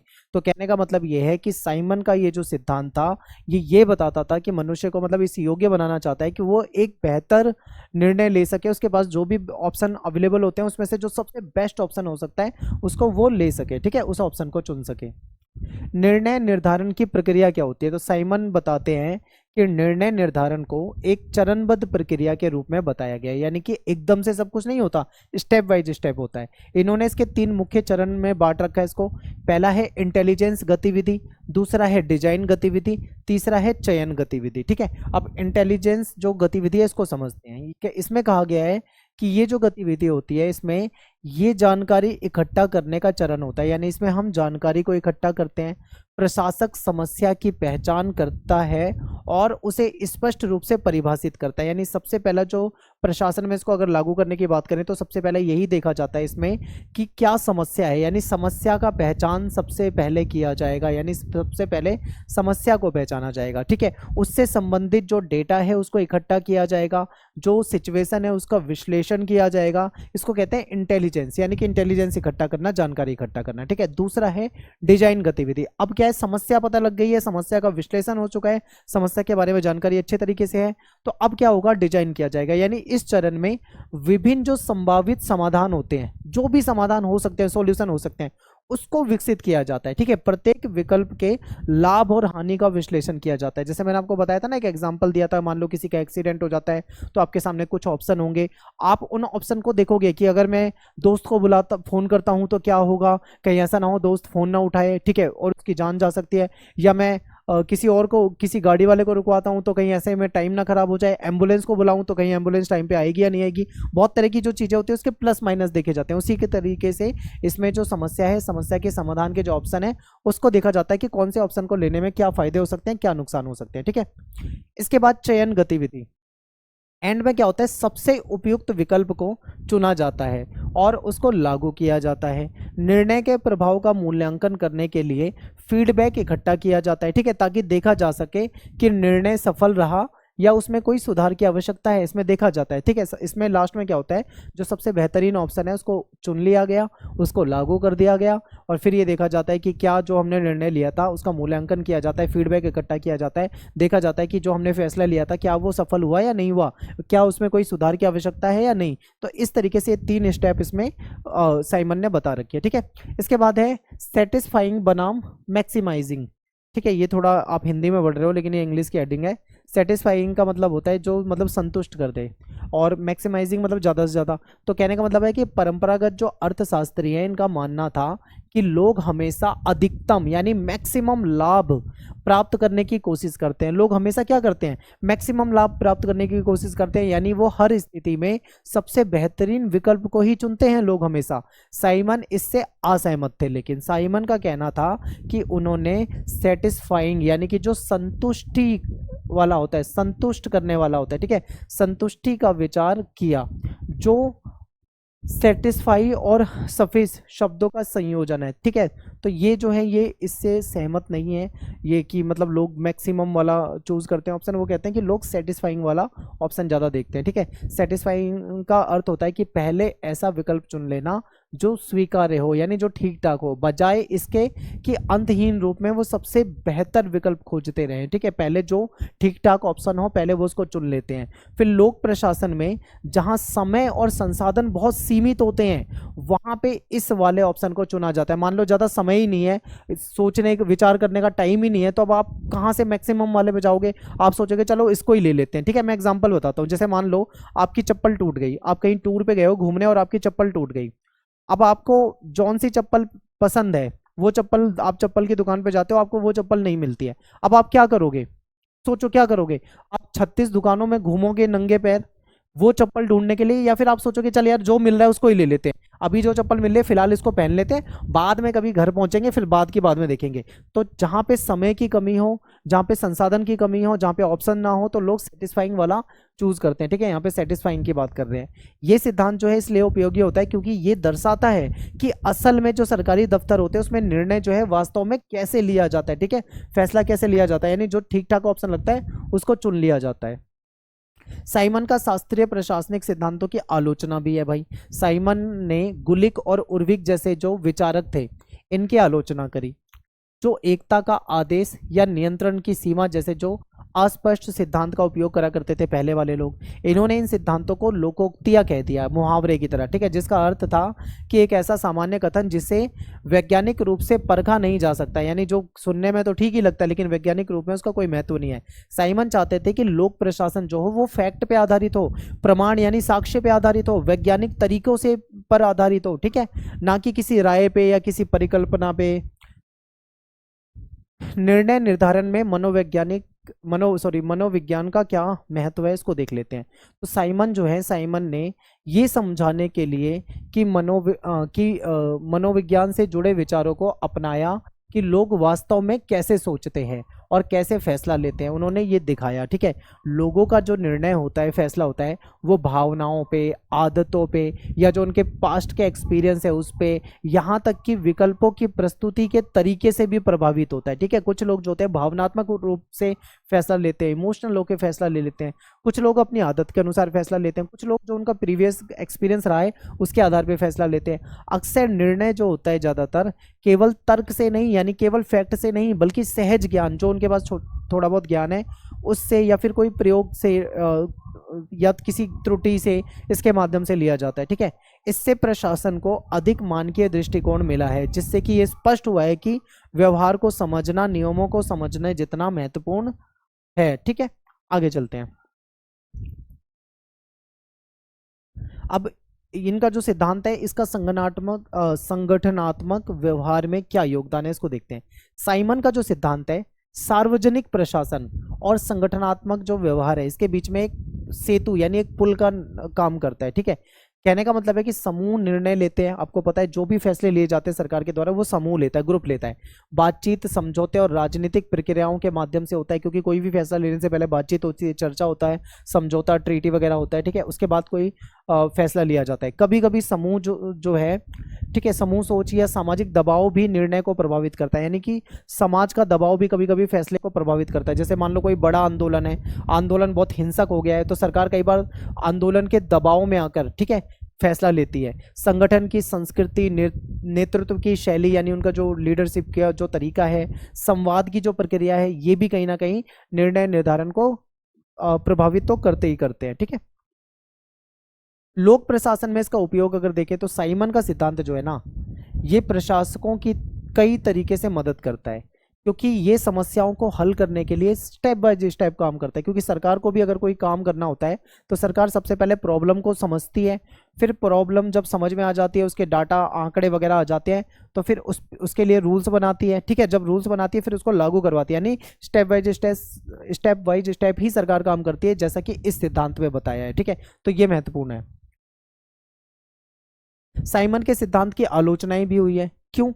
कुछ लोग कहते हैं ये सीमित तर्क संगतता, यानी कि इसका विचार जो है वो क्लियर, स्पष्ट नहीं है, ये समझना कठिन है कि इसका सटीक मतलब क्या है। ठीक है, इसको कैसे मापा जाए ये समझना थोड़ा मुश्किल हो जाता है। लोग कहते हैं कि ये सिद्धांत जो है मुख्य रूप से इस पर केंद्रित है कि कोई व्यक्ति अकेले कैसे फैसला लेता है। ठीक है, ये राजनीति या बाहरी कारकों के प्रभाव को अधिक चर्चा नहीं करता है।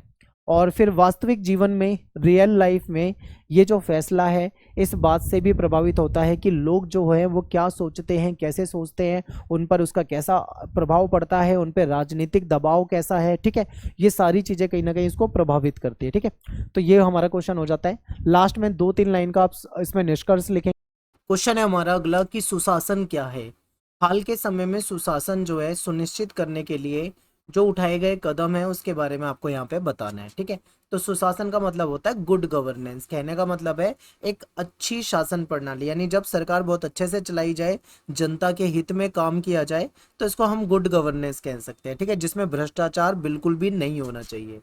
तो चलिए इसको समझते हैं। सुशासन का मतलब होता है सरकार को सही तरीके से चलाना। यदि सरकार को सही तरीके से चलाया जा रहा है तो उसको हम सुशासन कहेंगे। ठीक है, इसमें ये सुनिश्चित किया जाता है कि नेता या जो भी सरकारी अधिकारी हैं, जो भी सरकारी कर्मचारी हैं, वो ईमानदारी से अपना काम करेंगे, निष्पक्षता से अपना काम करेंगे, प्रभावशीलता से जनता की सेवा करेंगे। ठीक है, और एक सुशासित सरकार जो होती है वो ऐसे फैसले लेगी जो पारदर्शी होंगे, यानी जिसमें कोई भ्रष्टाचार नहीं होगा, किसी के साथ कोई भेदभाव नहीं होगा, पक्षपात नहीं होगा। ठीक है, सरकार जवाबदेह रहेगी, कुशल और सभी नागरिकों के हित में फैसला लेगी। ठीक है, सरकार का फैसला जो होगा वो सभी नागरिकों के हित में होगा। सुशासन का मतलब केवल कानून बनाना नहीं है कि आप सोचो कि केवल कानून बना देना सुशासन है, बल्कि कानून बनाने के बाद उस कानून को सही तरीके से लागू करना, संसाधनों का अच्छे तरीके से मैनेजमेंट करना। ठीक है, और जो लोग हैं उनके साथ न्यायपूर्ण और समान व्यवहार होता है या नहीं, इस चीज को देखना, ठीक है, यानी समान व्यवहार करवाना, ये होता है सुशासन। केवल कानून बनाना सुशासन नहीं होता। आगे है कि हाल के वर्षों में बहुत सारे देशों, अगर हम बात करें भारत की भी, तो भारत भी उसमें इंक्लूडेड है, कि भारत ने भी शासन को अधिक जनोन्मुखी यानी जनता के को सेंटर में रख के बनाने की कोशिश की है। ठीक है, और पारदर्शी और उत्तरदायी बनाने के लिए ठोस कदम उठाए हैं। सुशासन की विशेषता क्या होती है? इसमें पारदर्शिता होती है, यानी लोग देख सकते हैं कि निर्णय जो है वो कैसे लिया जा रहा है, जो सरकार पैसा खर्च कर रही है वो कहाँ पे खर्च कर रही है, कितना पैसा खर्च कर रही है, जनता इसको देख सकती है। ठीक है, जवाबदेही, यानी जो अधिकारी होते हैं, जो ब्यूरोक्रेसी होती है, वो कहीं ना कहीं अपने कार्य के प्रति उत्तरदायी होती है, जिम्मेवार होती है। ठीक है, कानून का शासन, यानी सभी को कानून के तहत समान रूप से सबके साथ व्यवहार किया जाएगा। ठीक है, कानून का शासन होगा। भागीदारी, नागरिकों को निर्णय निर्माण की प्रक्रिया में अपनी आवाज उठाने का पूरा अधिकार होता है।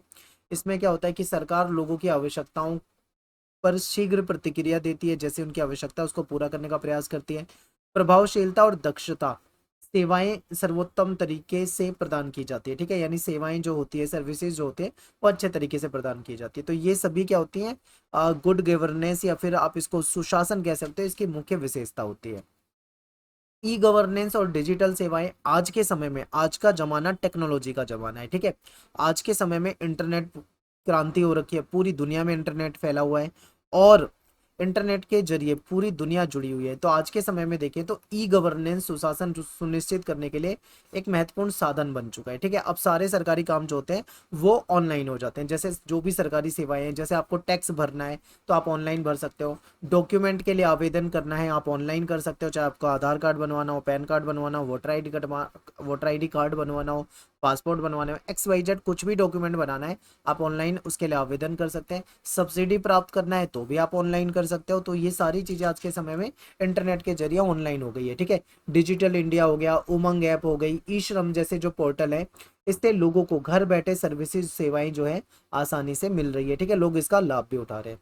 इससे कहीं ना कहीं भ्रष्टाचार भी कम हुआ है और समय की तो बचत होती ही है। ठीक है, एग्जाम्पल है, अब आप ऑनलाइन जन्म प्रमाण पत्र के लिए आवेदन कर सकते हैं, बिना रिश्वत दिए लंबी कतारों में खड़े हुए आप आराम से घर बैठे ऑनलाइन अप्लाई कर सकते हैं। ठीक है, पहले क्या होता था, लाइनों में लगना पड़ता था, घंटों लगना पड़ता था, रिश्वत देनी पड़ती थी, तब जाके कहीं पे काम होता था, जो कि अब ऑनलाइन आसानी से हो जाता है।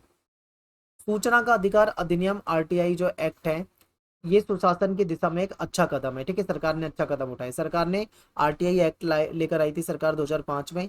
ये कहीं ना कहीं सुशासन को बढ़ावा देने के लिए एक कदम था। इसमें क्या था, नागरिकों को अधिकार दे दिया गया था कि वो सरकारी जो कार्यालय है उससे जानकारी मांग सकते हैं कि कहाँ पे क्या पैसा खर्च हुआ, कितना पैसा खर्च हुआ, सारी जानकारी ले सकते हैं। ठीक है, लोग पूछ सकते हैं और जो डिपार्टमेंट होगा उसको जवाब देना होगा 30 दिन के अंदर। ठीक है, आगे चलते हैं।